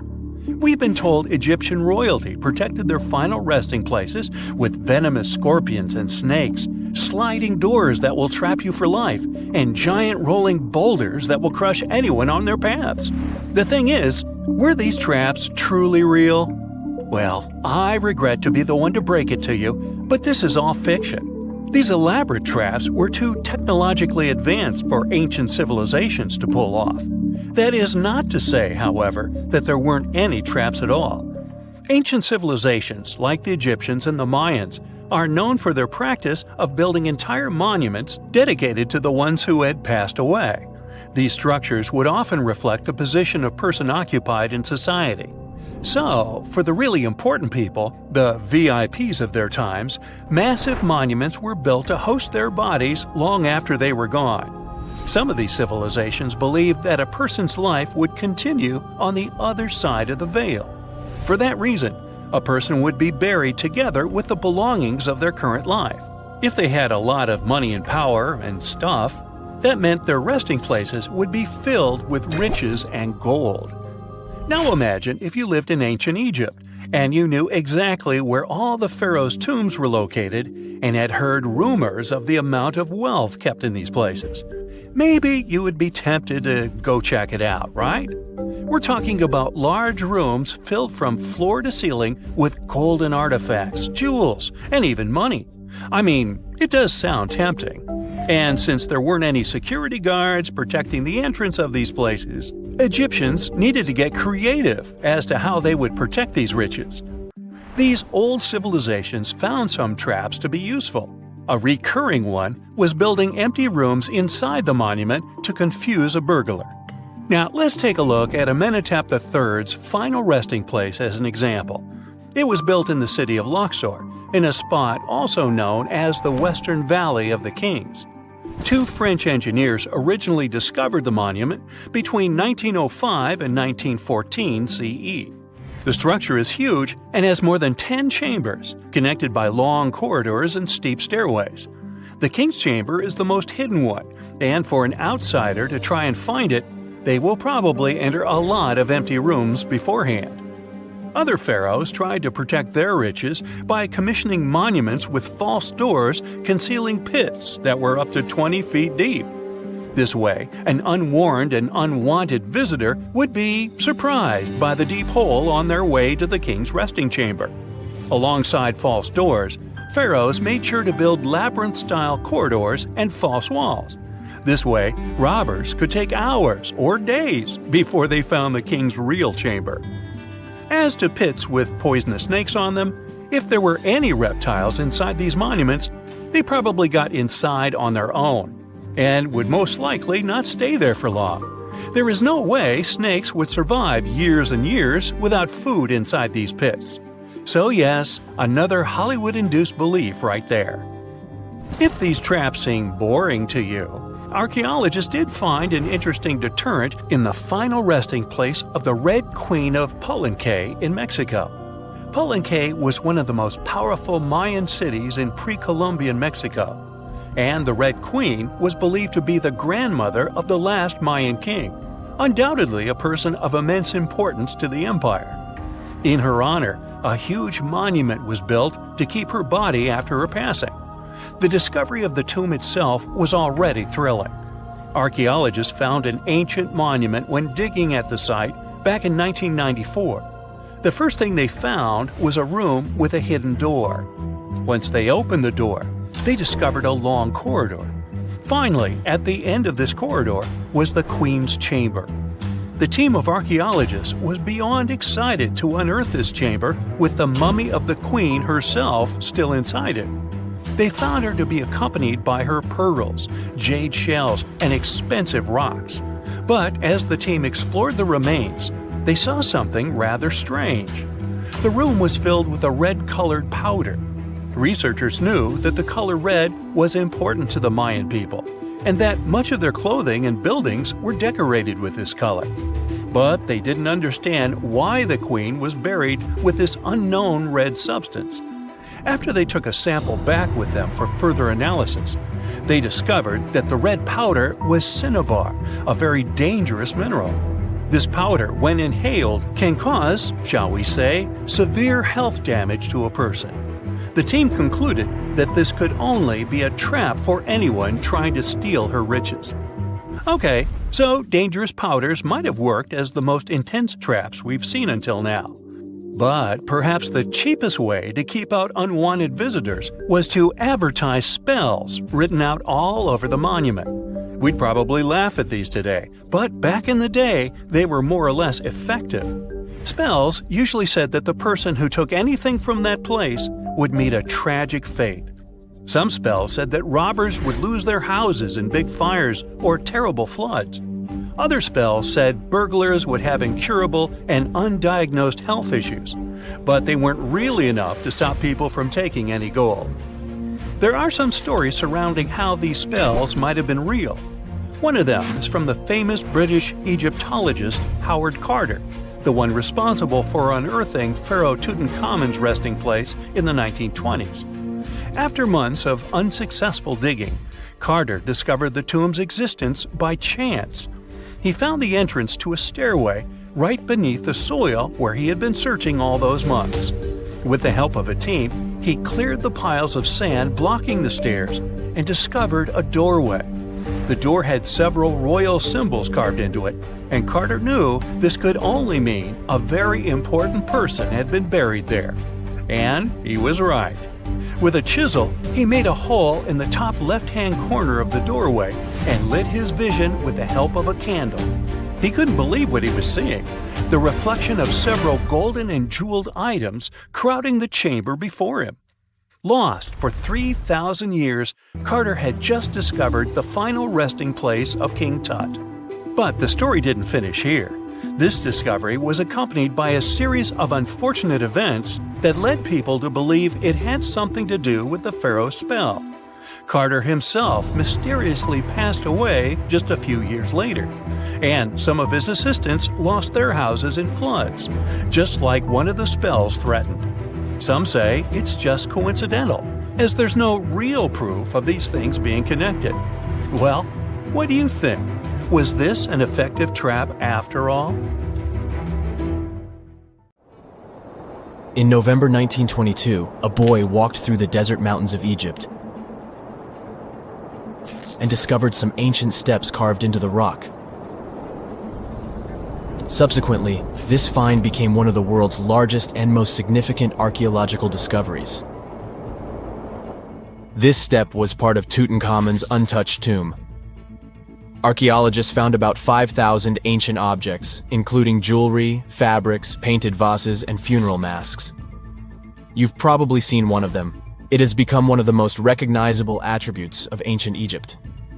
More than 100 years have passed since then, and now humanity has finally become close to another large-scale discovery, the tomb of Cleopatra. This queen was the last active ruler of the Ptolemaic Kingdom of Egypt, who sat on the throne from 51 to 30 BCE. There are many ancient records about Cleopatra, her reign, and her unusual personality, but until now, no one has discovered the secrets about her passing away in the burial place. So, one archaeologist, Dr. Kathleen Martinez, has been studying ancient records and temples around Alexandria for decades, and concluded that the tomb of the queen should be located under the ancient city of Taposiris Magna, founded in 280 BCE. It was a big city on the northern coast of Egypt, where tens of thousands of people were engaged in trade and industry, and it seems that Dr. Martinez's guesses turned out to be correct. She and a group of archaeologists have discovered a secret underground tunnel near Alexandria, with a length of about 0.8 miles. It was cut into the rock under Taposiris Magna's temple. During further excavations, they found many things that indicate Cleopatra's tomb lies in the tunnel's depths. It's also possible that she is buried there together with the Roman commander, Mark Antony. According to ancient records, Cleopatra and Mark Antony loved each other and together opposed the Roman Senate, which declared Antony a traitor. The fact that natural disasters have occurred on the territory of Taposiris Magna for thousands of years can complicate the excavations. Earthquakes and floods destroyed the city and possibly flooded its underground tunnels. But archaeologists hope the ancient tomb remains untouched, and that it hides many treasures and records about the royal life of ancient Egypt during the reign of the last dynasty. There's a chance that excavations will go underwater and in the mud. This will require much time and funding, but archaeologists are sure it's worth it. Anyway, it's too early to say that Cleopatra is really buried there, but scientists have found many things in the tunnel that confirm this, including clay pots, dozens of coins with the image of Cleopatra and Alexander the Great, as well as a bust with the image of the Egyptian queen. Cleopatra is still one of the most popular personalities in Egypt, on an equal footing with Ramses III and Tutankhamun. She inspired many films, paintings, and books, but what made her so popular? She became famous for her inconsistency. She was a beautiful, intelligent ruler who pulled Egypt out of the crisis and made it a prosperous power. Medieval Arabic texts say she knew chemistry, mathematics, and philosophy, and may have written several scientific books. She knew several languages and had excellent diplomatic skills. At the same time, there are many legends that she was a femme fatale who drove many men crazy. However, there's no evidence that her beauty was incomparable. The image of a stunning model was created by Hollywood when it made several films where famous actresses performed the role of Cleopatra. And the Roman Emperor Octavian, the adopted son of Julius Caesar, specially created the image of Cleopatra as an insidious seductress because he was her enemy. Even though she was born in Egypt, Cleopatra wasn't an Egyptian. Her ancestors were Greeks, among whom was one of the generals of Alexander the Great. However, the people of Egypt loved her. She learned the language and was very sensitive to the traditions of this country. She knew the history, mentality, and customs of ancient Egypt well. She raised the level of its economy and strengthened its status as a world power. Much of this was made possible thanks to her cunning and impressiveness. She loved theatrical performances and lavish celebrations. She knew how to surprise people and put on a show. But behind the exterior image of a luxury lover was an intelligent and calculating ruler. Ancient Egypt was a rich, luxurious country, and Cleopatra did everything to increase its wealth and strengthen its position in the international arena. For example, she was once in conflict with her brother Ptolemy XIII Odd. The queen knew that she wouldn't be able to resist him, so she decided to attract Julius Caesar to their side. The Roman emperor arrived in Alexandria, where Cleopatra wanted to meet him, but Ptolemy knew about her plans and was about to prevent her from coming to Caesar. Then, instead of a rich and noisy arrival, Cleopatra decided to make her visit inconspicuous. She wrapped herself in a carpet or linen bag the emperor's servants carried into Caesar's private chambers. Cleopatra emerged from the carpet and impressed the Roman emperor with her beauty and determination. As a result, they fell in love with each other and became close allies. After some time, she impressed another influential Roman for diplomatic purposes. She arrived to meet Mark Antony on a golden barge with purple sails and silver oars. Cleopatra was dressed in the image of Aphrodite and sat under a magnificent canopy. Her servants dressed like cupids and were blowing her fan and burning incense. But Cleopatra created such a show for a reason. She knew that Antony revered Greek mythology and considered himself the embodiment of Dionysus. As a result, he was so impressed with this woman that he ended up marrying her. Cleopatra defended her crown, strengthened her alliance with Rome, and bore Antony 3 children. In Egypt, they threw big parties and enjoyed wealth with power. However, the relationship of a high-ranking official with the Egyptian queen caused a scandal in Rome. Octavian was Antony's primary opponent in the struggle for power, so he exploited the situation to darken the competitor's reputation. He used propaganda to make Cleopatra an insidious seductress in the eyes of Roman citizens. He accused Antony of succumbing to her charms. The Roman Senate supported Octavian and declared Cleopatra an enemy. In 33 BCE, this conflict reached a high point when Antony's navy clashed with Octavian's fleet. The latter won and forced his enemy to flee to Egypt with Cleopatra. According to some records, they took refuge near Alexandria. Pursued by the Romans, they hid in one of Cleopatra's palaces and met their end. Some legends say that Cleopatra was an expert in poisons. She provoked a venomous snake, a viper or an Egyptian cobra, to bite her.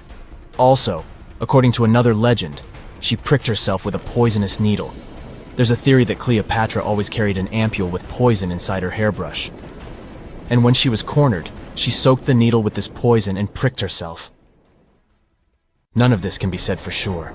Scientists are still trying to find out the truth. Perhaps when they reach Cleopatra's tomb, the world will get more answers about her tragic fate. She is considered the last ruler of Egypt. After her passing, Octavian plundered her palaces and temples and returned to Rome, where he became the main emperor. He successfully ruled the country and expanded its borders. His reign ended when he turned 75. World history would have looked different if Cleopatra and Mark Antony hadn't lost that naval battle. By the way, did you know that more time has passed between Cleopatra's reign and Neil Armstrong's flight to the moon than between the reign of the Egyptian queen and the construction of the Great Pyramid of Giza? Armstrong took a step on the Earth satellite in 1969, 38 years after the birth of Cleopatra. And the construction of the pyramid took place in 2560 BCE. Imagine how long the history of ancient Egypt is. Cleopatra is closer to us in time than to the pyramids. And now we're off to almost 5,000 years ago. Let me take you to ancient Egypt, where back in 2550 BC, guess what? The construction of the Great Pyramids of Giza started. People learned to build cathedrals and skyscrapers, but it wasn't until recently that these massive buildings appeared. It's still a mystery to even modern scientists how these pyramids were built 5,000 years ago. No wonder they are one of the 7 wonders of the ancient world. They're also the oldest of them and the only wonder of the ancient world that still exists in the 21st century. It must have taken a lot of cooperation to build a thing that massive, even for today's metrics. But the Giza pyramids weren't the first pyramids ever. The first one, called the Step Pyramid, was built around 80 years before the first pyramid of Giza in 2630 BC for King Djoser. It wasn't meant to be extraordinary, but ended up being quite impressive. It was a pyramid of 6 stepped layers of stone. It was 204 feet high, which is as tall as a 19-story building. And it was the tallest building that existed at that time. It wasn't just a pyramid though, it was surrounded by a whole complex of buildings, including even courtyards. In ancient Egypt, people believed in the afterlife, so everyone, especially kings, wanted to make sure they had everything they needed to get ready for it. Here's why the pyramid complex was perfectly supplied with a lot of objects people used every day. The complex included a pyramid and a kind of a palace. Those buildings had many things the king loved and might need one day, like furniture, food, and gold vessels. After Djoser, building pyramids became common practice, but many pyramids weren't finished. It would usually take about 20 years to build one, but many rulers reigned way less than that. Overall, there are more than 100 pyramids. The most famous pyramids are the Great Pyramids of Giza. The first one and the biggest one was built for Pharaoh Khufu, around 2550 BC. Initially, it was 481 feet tall, which is as tall as a 40-story building. The second pyramid was built for Khufu's son, Pharaoh Khafre, around 2520 BC. It's just a bit shorter, usually standing at 471 feet high, a 39-story building. This is the pyramid with the famous statue of the Sphinx. Sphinxes have a lion's body and a human head. They were built to guard important areas. This one has the head of Pharaoh Khafre and is guarding his pyramid, facing the sunrise. The Sphinx is most well known and is one of the world's biggest and oldest statues. Originally, it had red color and did have a nose. It's still possible to see the trace of red pigment by its ears. But no one knows exactly when the nose disappeared.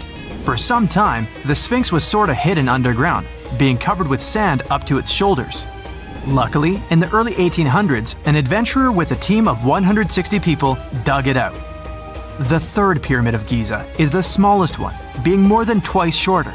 Originally, it was 218 feet high, about the height of a 20-story building.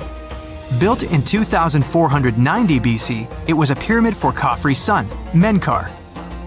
The pyramids are designed to align with the points of the compass, and their sides symbolize the rays of the sun. But back at the time, there were no compasses. Ancient Egyptians figured out the directions themselves, and with amazing precision. To align the pyramids, they used two constellations. Originally, the pyramids were covered in smooth white limestone and had a gold-silver top to reflect the sun. Later, the white limestone was taken from the pyramids by other kings and used for other buildings. Scientists estimated that ancient Egyptians used about 2.3 million stone blocks to build the first pyramid. Each block weighed more than 1 ton. This is the weight of a rhino. Some blocks were even bigger, being almost as heavy as an elephant.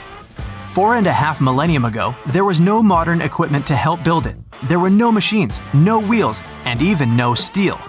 The only metal available to them was copper. Even today, scientists aren't sure how the Egyptians managed to build the pyramids. There are no records left that would shed light on it. Some even think that Egyptians wanted to keep it as their secret and didn't even record it on purpose. Many believe that poor people and foreigners built the pyramids, but it's not true. Actually, the builders were very skilled workers, and they were fed and paid well. The archaeologists claimed that the builders lived in a nearby temporary city and were a highly organized community with a strong leader. Scientists say that around 20,000 people worked on each pyramid complex, and it took about 20 years to build each. It probably was a national project. The construction site was large in resources, and food and essentials were likely to be contributed from all parts of Egypt. Even with all that support, it remains unclear how people managed to cut, transport, and assemble those huge stones. One of the theories suggests the stones were most likely transported on boats down the Nile River. Then, there was a harder part. They had to be moved to the construction site. For that, they probably used wooden sleds. It wasn't very hard to pull them because the sand mixed with the right amount of water was pretty slick.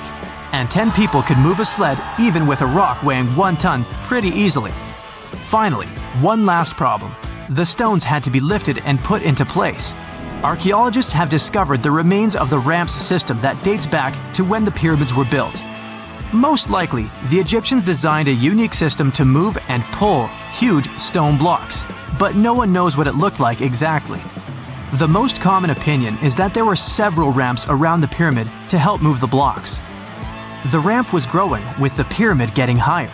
They suppose people were walking up the stairs, pulling the stone on the wooden sled up in the middle on the sandy ramp. But this is just one of the options. Others say that the ramps were going around the pyramid. Some say the ramps were inside the pyramid. But we'll never know for sure, and it'll forever remain a mystery, just like the ancient Egyptians wanted. Surprisingly, there's not much inside the pyramids. Most of it is just solid stone with very little open space. But let's take a quick look inside the biggest of the pyramids of Giza.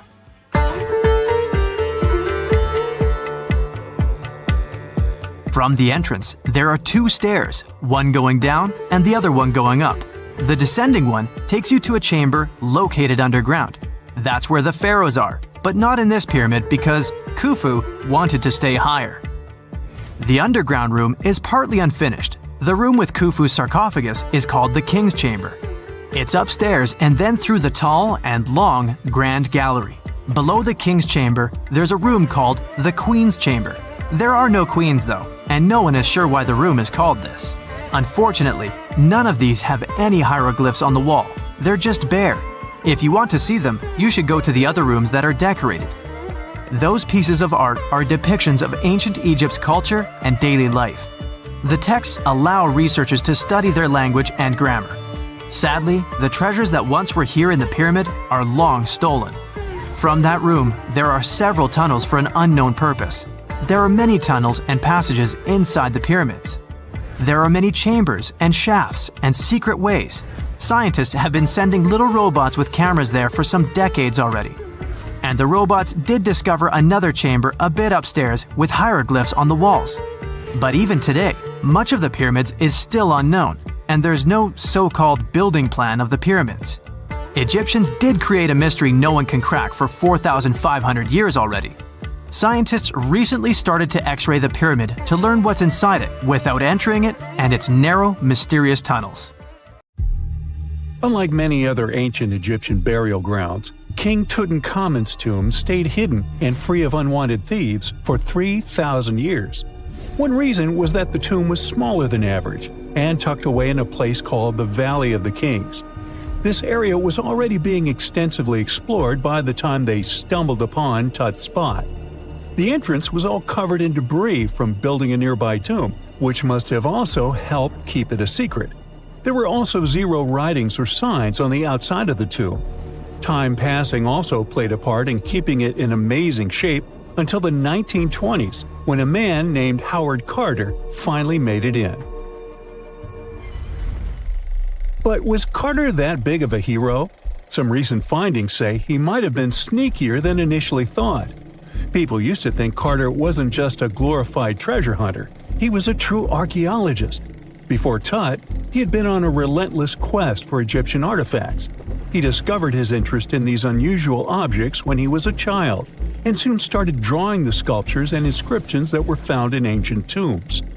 After stumbling upon the remains of King Tut, Carter spent a decade recording and processing all sorts of objects, like golden thrones, chariots, and statues from Tut's tomb, shipping them down the Nile to Egypt's museum in Cairo. Well, at least that was the official story.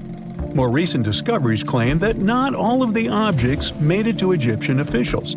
A secret letter seems to uncover Carter's little 10 for them, 1 for me policy. The letter in question was sent to Sir Alan Gardiner, a philologist and friend of Carter's, dated from 1922. In these writings, Carter mentioned having found the tomb and was asking his buddy for some advice.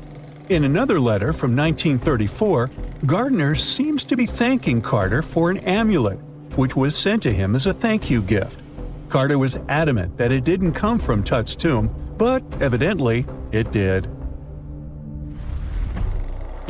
Even the British director of the Egyptian Museum was onto Carter's sneaky endeavors, but couldn't prove it.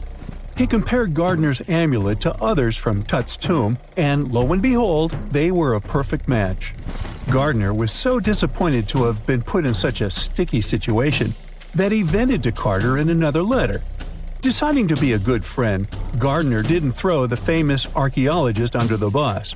Instead, he advised Carter to take those stolen goods back to Cairo, just like he'd advise you to like this video and subscribe to the Brightside channel for more amazing videos on the most unique topics in history. It's not the only shady piece of information on Carter's post-discovery behavior. In 1947, a man named Alfred Lucas, who used to work with a controversial archaeologist, gave some information in an obscure journal in Cairo. He claimed that Carter sneakily cracked open the burial chamber door himself. Then he sealed it back up like nothing had happened before the official uncovering. Now, why would he do that? Well, the same theory suggests that Carter and his crew might have entered the tomb early so they could get their hands on some ancient goodies. Obviously, these people couldn't risk having such objects sold while they were still alive, but made sure they were auctioned off after they passed.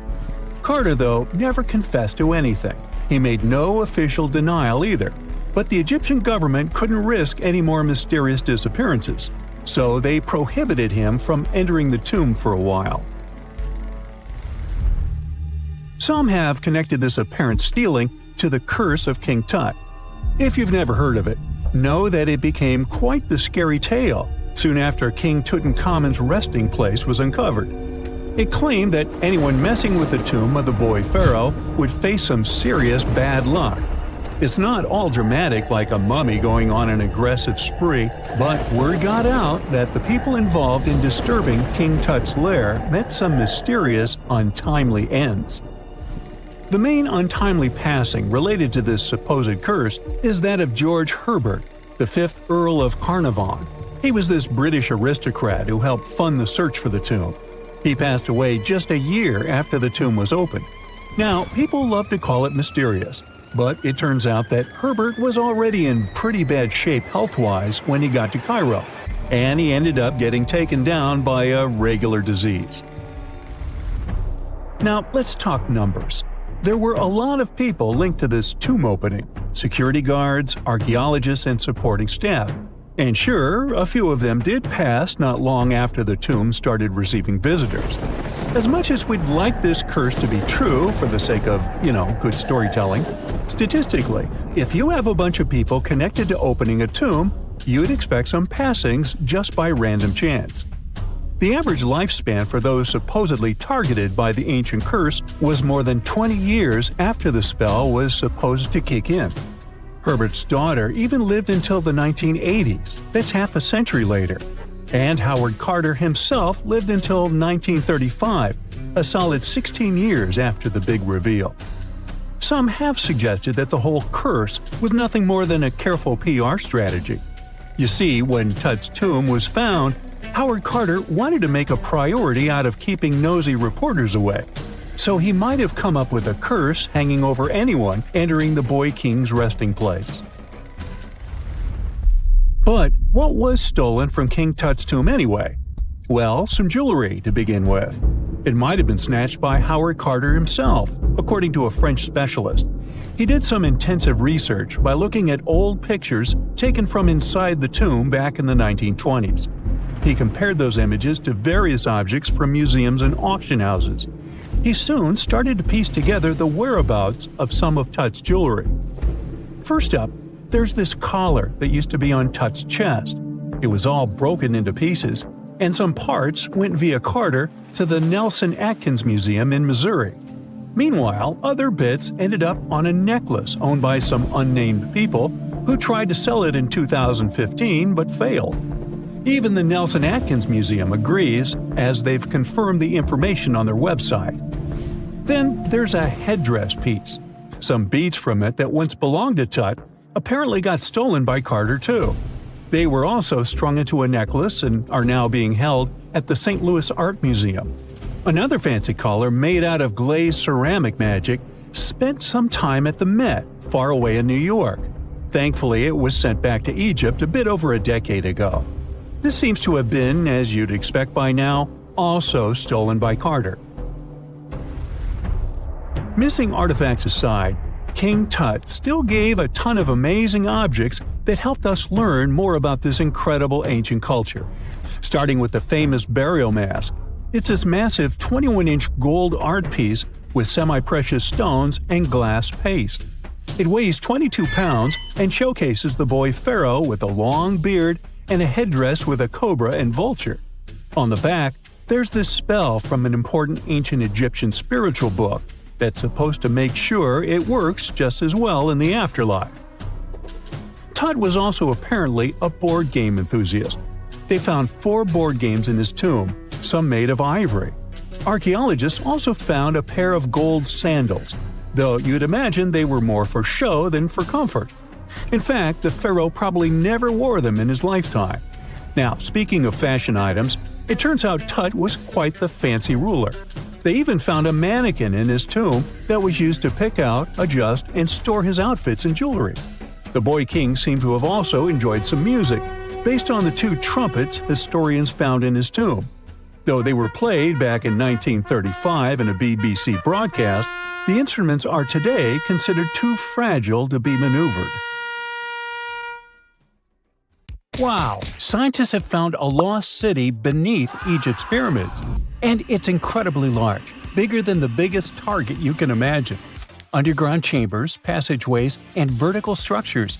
Scientists have no idea what purposes they serve. But let's start from the very beginning. Italian and Scottish scientists studying the Pyramid of Khafra discovered something that looked like secret tunnels under 3 pyramids. This find might change what we know about ancient Egypt. The expedition, called the Khafra Project, was led by Corrado Malunga from Pisa, Italy, and Filippo Biondi from the University of Strathclyde, Scotland. Their mission was to focus on exploring Khafra's pyramid, the second largest on the Giza Plateau. Scientists uncovered a massive structure beneath the Pyramid of Khafra. Could it be an ancient Egyptian underground city? The experts analyzed the data they had and came to the conclusion that 8 large vertical structures could be hiding beneath, possibly wells or shafts. They extend a staggering 6,500 feet across. Imagine placing 2.5 Burj Khalifas on the ground, one after another, and you get the sheer size of this find. These shafts also plunge nearly 2,000 feet underground. Some of the deepest underground stations in the world are located at a mere 380 feet underground or so. These cylindrical shafts are surrounded by spiral paths. Picture some old Gothic castle. They're connected to 2 giant, weirdly shaped chambers. Are those cubes? Or possibly bowls? Each of these chambers is likely more than 260 feet across. Now, even though we know about the structures now, no one has figured out their original purpose yet. Want to hear something even more shocking? Okay then. The team is almost sure that similar access points can be found under all 3 pyramids. In other words, all of them might be linked by a hidden system of underground tunnels, chambers, and passages. Even deeper, about 4,000 feet under the surface, there might be more unknown structures. And doesn't it add to the mystery? But the coolest news is that, according to some team members, these hidden structures near Giza pyramids could align with the legendary Halls of Amenti. In ancient Egyptian mythology, it's a place where people are believed to arrive when they're close to the end of their days. There, they are said to take a 3-day-long trial, facing their biggest fears. Now, how did scientists even discover these hidden spaces? To uncover them, researchers used 2 satellites positioned 420 miles above Earth. They sent radar signals to the Giza Plateau, and these signals generated detailed images, which were later compiled into a 3D model of the underground layout, including the newly detected shafts. Then, using synthetic aperture radar or SAR technology, which is a type of radar that can penetrate through stone, the team also spotted 5 small room-like structures hidden deep within the pyramid. One of these chambers contained a sarcophagus, which was once thought to be the tomb of Pharaoh Khafra. But now, scientists believe this was a mistake. The true burial site is likely to be elsewhere.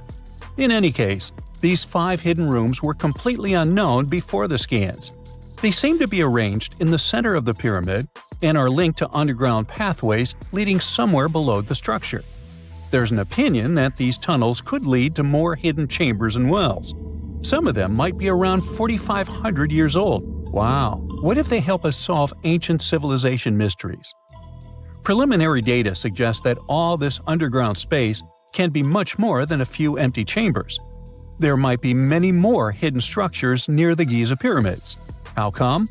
Well, the thing is, the structure appears to include hollowed-out sections with spiral pathways leading even deeper underground. Refining the images hinting at this could reveal an extensive subterranean network. It might be a whole city hidden under the surface. Now, despite the excitement surrounding these findings, there are also a lot of people who don't believe in the existence of the underground city. They're skeptical about the archaeological discovery in Egypt due to the lack of peer-reviewed verification. That's why several archaeologists and radar experts have challenged the validity of the claims. They've explained that the technology used to make the discovery may not be advanced enough to produce such detailed underground imagery. According to them, the 5 smaller chambers found near the surface could be natural formations, since the area had had sacred significance long before the construction of the pyramids.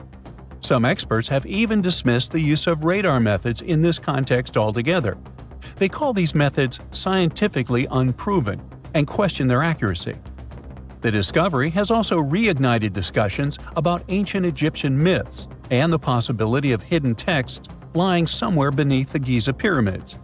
The layout of the newly detected underground chambers shares similarities with mythological accounts of the Hall of Records, a rumored chamber that could preserve early Egyptian wisdom. If confirmed, these findings could significantly reshape the understanding of Egypt's sacred topography. Plus, this lost city beneath Egypt's pyramid could become physical evidence of previously unknown underground structures. That's why the Khafra project is super eager to begin excavating to confirm their findings. But getting approval from Egyptian authorities is a challenging process.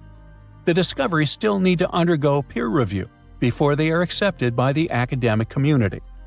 By the way, this recent archaeological discovery in Egypt comes on the heels of another discovery involving a weird structure beneath the Royal Giza Cemetery, which researchers believe is unnatural in origin. Archaeologists use remote sensing techniques and uncovered a mysterious L-shaped structure underground in the Western Cemetery of Giza. This area is known to house burials of royal family members and high-ranking officials. Many of the tombs in the cemetery have above-ground mastabas, rectangular stone or mud brick structures with flat roofs. But there is an area in the center of the cemetery where there are no above-ground structures. To investigate this unexplored region, the team used electrical resistive tomography and ground-penetrating radar.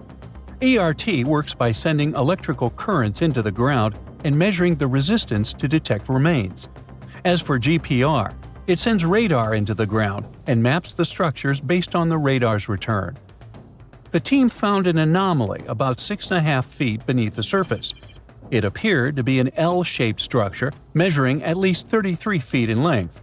The readings suggested that the structure had been backfilled with sand after its construction. This made the team hypothesize that it could be a mix of sand and gravel, or possibly an air void.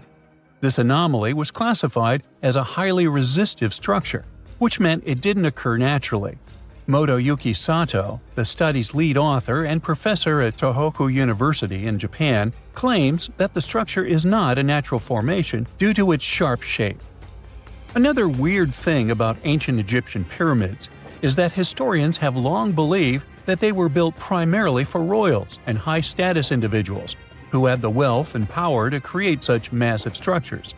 However, new research from the archaeological site of Tombos in modern-day Sudan challenges this assumption. The thing is, Tombos' pyramid may have served as burial sites for low-status workers as well as elites. The hard-working members of ancient communities may have found their last resting place in some of the most visible monuments, including the pyramids. Located along the Nile River in the ancient region of Nubia, Tombos became part of Egypt after its conquest of the area around 1400 BCE. That's when Egypt established the site to strengthen its colonial control. Workers at Tombos built pyramids, but those were much more modest than the famous pyramids of Giza. The research team reanalyzed 110 human skeletons from Tombos, originally studied in 2012. In particular, they examined the entheses, the areas where tendons and ligaments attach to bones. Such an analysis can give us insights into the amount of physical labor a person performed. When someone does hard labor, their bones often develop distinct crests and ridges at these attachment points due to the stress on the tendons and ligaments. And while some skeletons showed little change in their entheses, suggesting they belonged to individuals from the upper classes, others showed more serious changes. It means they belong to lower-class workers. This finding can totally challenge our earlier understanding of pyramid burials, especially the idea that only elites were buried in the pyramids, because the pyramids themselves were designed for the elite. This recent research may prove that lower-class workers may have found their final resting place in these monumental structures too. The ancient city of Taposiris Magna is hidden on the northern coast of Egypt. These days it has very little of its former glory, but what lies beneath it may hold the secret to uncovering a famous mystery, that of Cleopatra, the most memorable Egyptian queen in history. The recently discovered tunnel is also known as a geometric miracle for its time. Excavations have uncovered a 43-foot-long structure below the ground, which is partially submerged in water. Its shape and construction technique are similar to that of the Eupalinos tunnel, another amazing ancient discovery. This one is located in Greece and was built by excavating simultaneously from 2 points, aiming to have them meet in the middle. The use of math and geometry to make this construction was astonishingly precise for those days, more so since it was built near a mountain. Archaeologists that have been working on the Taposiris Magna site since 2004 believe this tunnel may lead to the lost tomb of Cleopatra. The clues they found so far seem to back up this theory.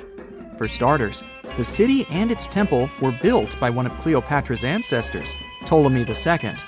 All the architecture seems to indicate it was dedicated to the ancient spirit Osiris and his queen Isis. Throughout her reign, Cleopatra did try to associate herself with Isis, so it may be no surprise she chose this location as her final resting place. Scientists have yet to pinpoint Cleopatra's tomb, but research continues with the help of modern technology. To study this location better, archaeologists have even used a special device called ground-penetrating radar. This tool allows us to analyze what lies beneath the ground without being intrusive. Since this tunnel is so old, research needs to be done very delicately. Seeing pictures of what's underground before you start digging is incredibly useful and has been done here since 2011. Finally discovering Cleopatra's tomb may help us piece together her story, especially what might have happened during the last portion of her life, which is still surrounded by mystery. We still don't know the exact cause of her passing. Some believe she may have let herself be bitten by a poisonous Egyptian cobra. Others have suggested that she was well accustomed to toxic substances, even hiding some in her hairbrush in case she ever needed it. But that's not to say she chose to use it on herself. We do have a lot of other interesting information on Cleopatra that's equally as impressive, like the fact that she had a stylist.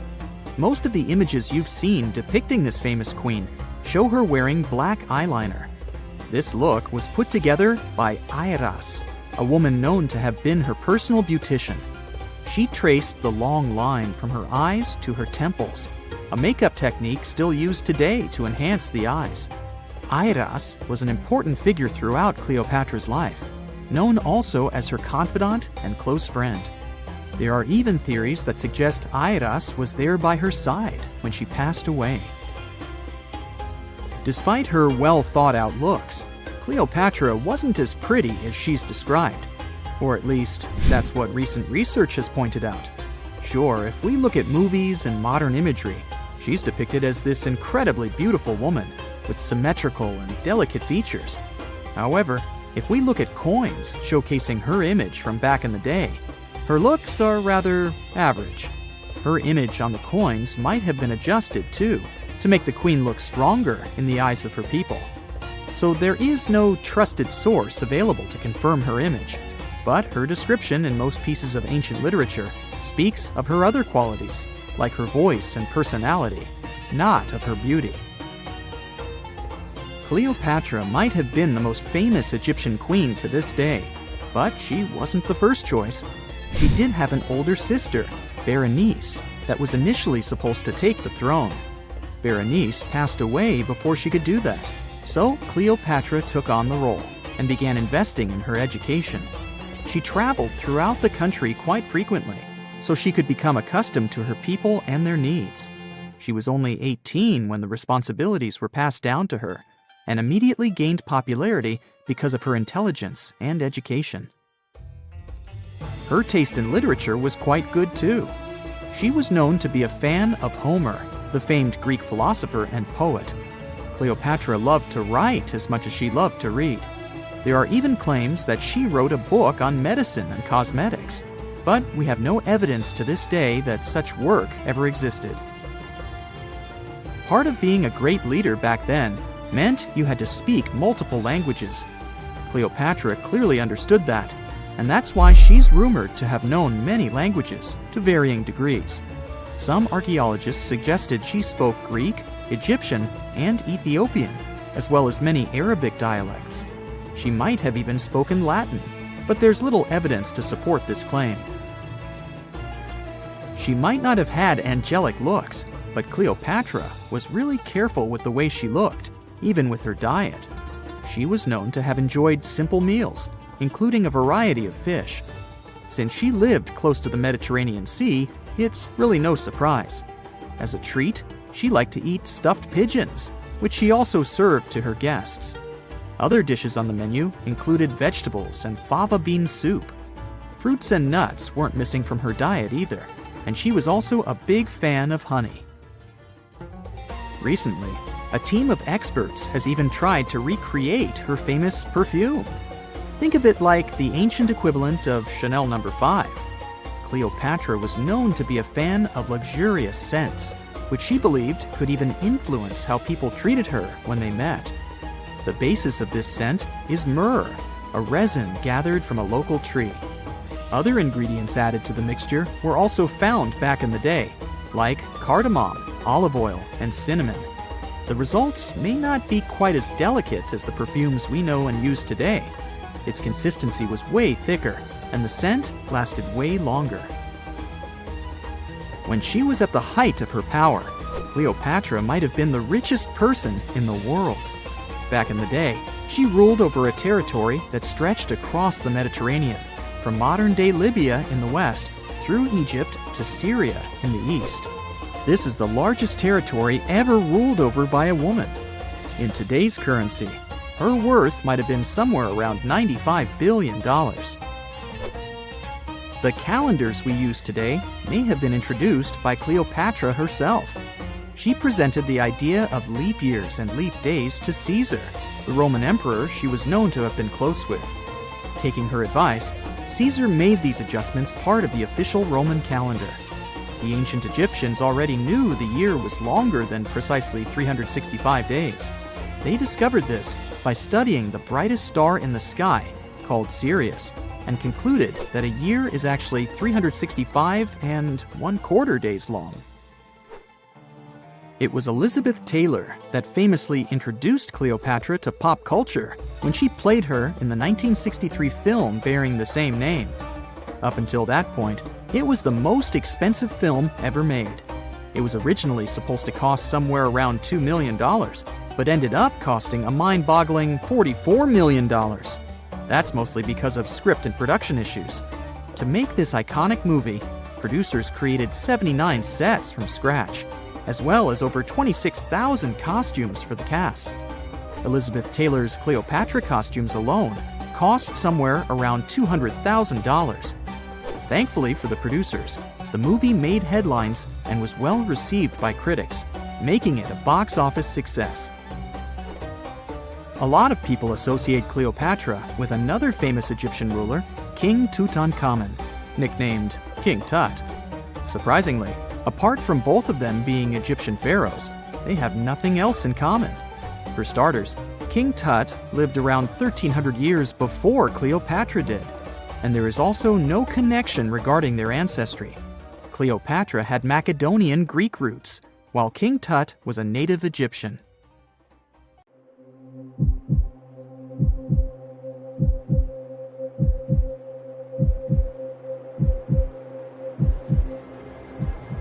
Leave it to people wandering on Google Earth to stumble upon the world's newest, and weirdest places ever. Like this mysterious pyramid discovered in Antarctica. Soon enough, the internet blew up with all sorts of theories regarding this unusual shape. Could it be a sign from a different life form? Is this pyramid indeed natural, or is it man-made? For starters, it's not the first time we've discovered a pyramid in the Antarctic. The first one was observed by the British Antarctic expedition in the 1910s, and kept secret for a long time. Its discovery being kept hidden only added to the mystery. A second such structure was discovered in 2016, which further increased the interest in the matter. The mystery was soon enough deciphered by scientists. These formations are just mountains. They're located near the Ellsworth Mountains, a range over 250 miles long, so they're just mountain peaks that have broken through the ice sheet. As for their particular shape, it's just a coincidence. Pyramids are found throughout nature. The Matterhorn in the Alps and Mount Ballenstinder in Iceland, for example, are quite similar in terms of shape. As for the official name of these peaks, they're called nunataks, or peaks of rock peeking through a glacier or an ice sheet. Antarctica has way more incredible features, like the fact that it's home of 60 to 90% of the world's fresh water. That's because its ice sheet is the biggest on our planet, stretching across 5.4 million square miles. I'll spare you the calculations, but that leaves only 1% of the continent ice-free. Antarctica's ice reaches 2.7 miles thick at its deepest point, meaning half the height of Mount Everest.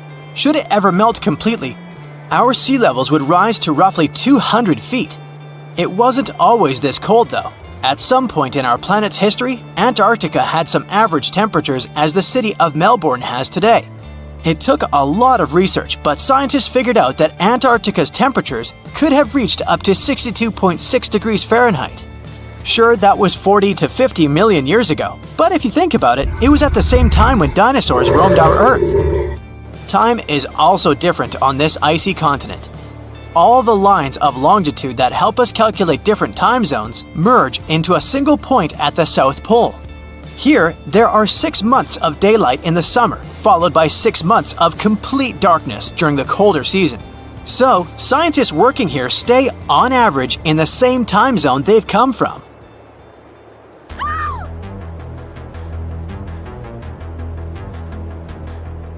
The Bloodfalls aren't a chapter of a thriller movie. They are merely a series of waterfalls located in one of the driest regions of Antarctica. They emerge from an underground lake filled with a special type of bacteria. These little organisms use sulfates as fuel instead of sugars, which makes them very intriguing for scientists. The water contained in this lake is so full of iron that it basically just rusts when it meets air. So, the reddish color of the waterfall also gives it its trademark name. The megalodon was the largest predator ever known in our planet's history. In terms of its location, the megalodon lived practically in all waters on our globe, except near the poles. The reason why there were no megalodon teeth found in Antarctica is probably because the gigantic creature was adapted to only warm tropical and subtropical waters. If you plan to visit Antarctica by boat someday, just know you might not get there on a non-metallic boat.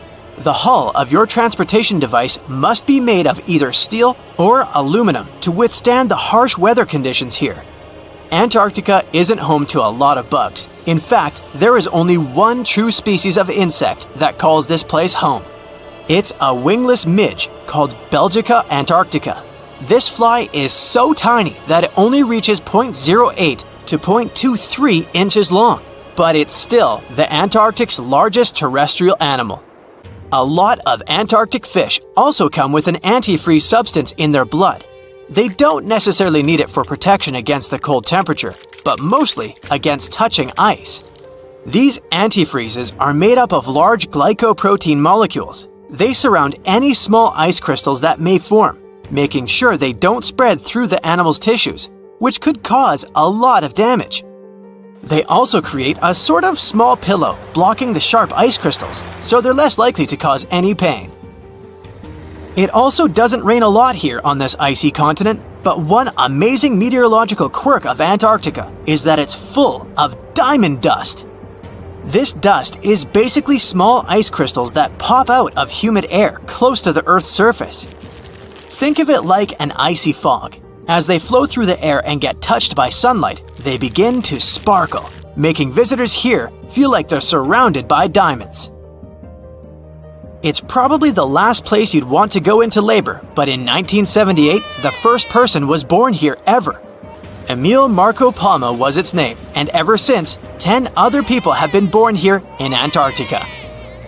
There's a lake on this icy continent that is so full of salt, it makes it impossible for it to freeze over, even if temperatures can go as low as 5 degrees Fahrenheit. That's because pure water freezes at 32 degrees Fahrenheit. Water that has salt in it, or any other substance for that matter, will freeze, but at a way lower temperature. That lower temperature is adjustable depending on the substance itself and the amount that has been placed into the water. Antarctica was the last official continent to be discovered. It remained completely unseen until the 1820s. But it took another 20 years to confirm it was actually a continent and not just a group of icy islands. Just because it's really cold here doesn't mean you can't go on a date here. One December night, an American scientist that was posted in Antarctica logged into a dating app simply out of curiosity. He was certain no other profiles would show up, but to his surprise, he found someone soon enough. Another researcher who was stationed just 45 minutes away, by helicopter of course. They eventually got together and went on the first date in Antarctica ever recorded. Apart from ice, this continent has something else way more abundantly than any other piece of land on Earth: meteorites.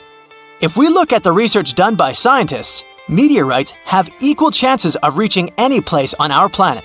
However, once they go through our atmosphere, the situation is a bit more complex. That's because different climates on our planet, like the humid ones found near the jungle, have a lot of moisture and oxygen, which will corrode most meteorites. The climate in Antarctica is really dry, so the possibility of meteorites corroding is little to none. More so, it's way easier to spot these rocks on the icy white surface of this area than in any other place on Earth. If you're not scared of the cold, you'll surely freak out when you hear about the winds here. That's because Antarctica is for the most part the windiest place on Earth. Wind speeds have been reported here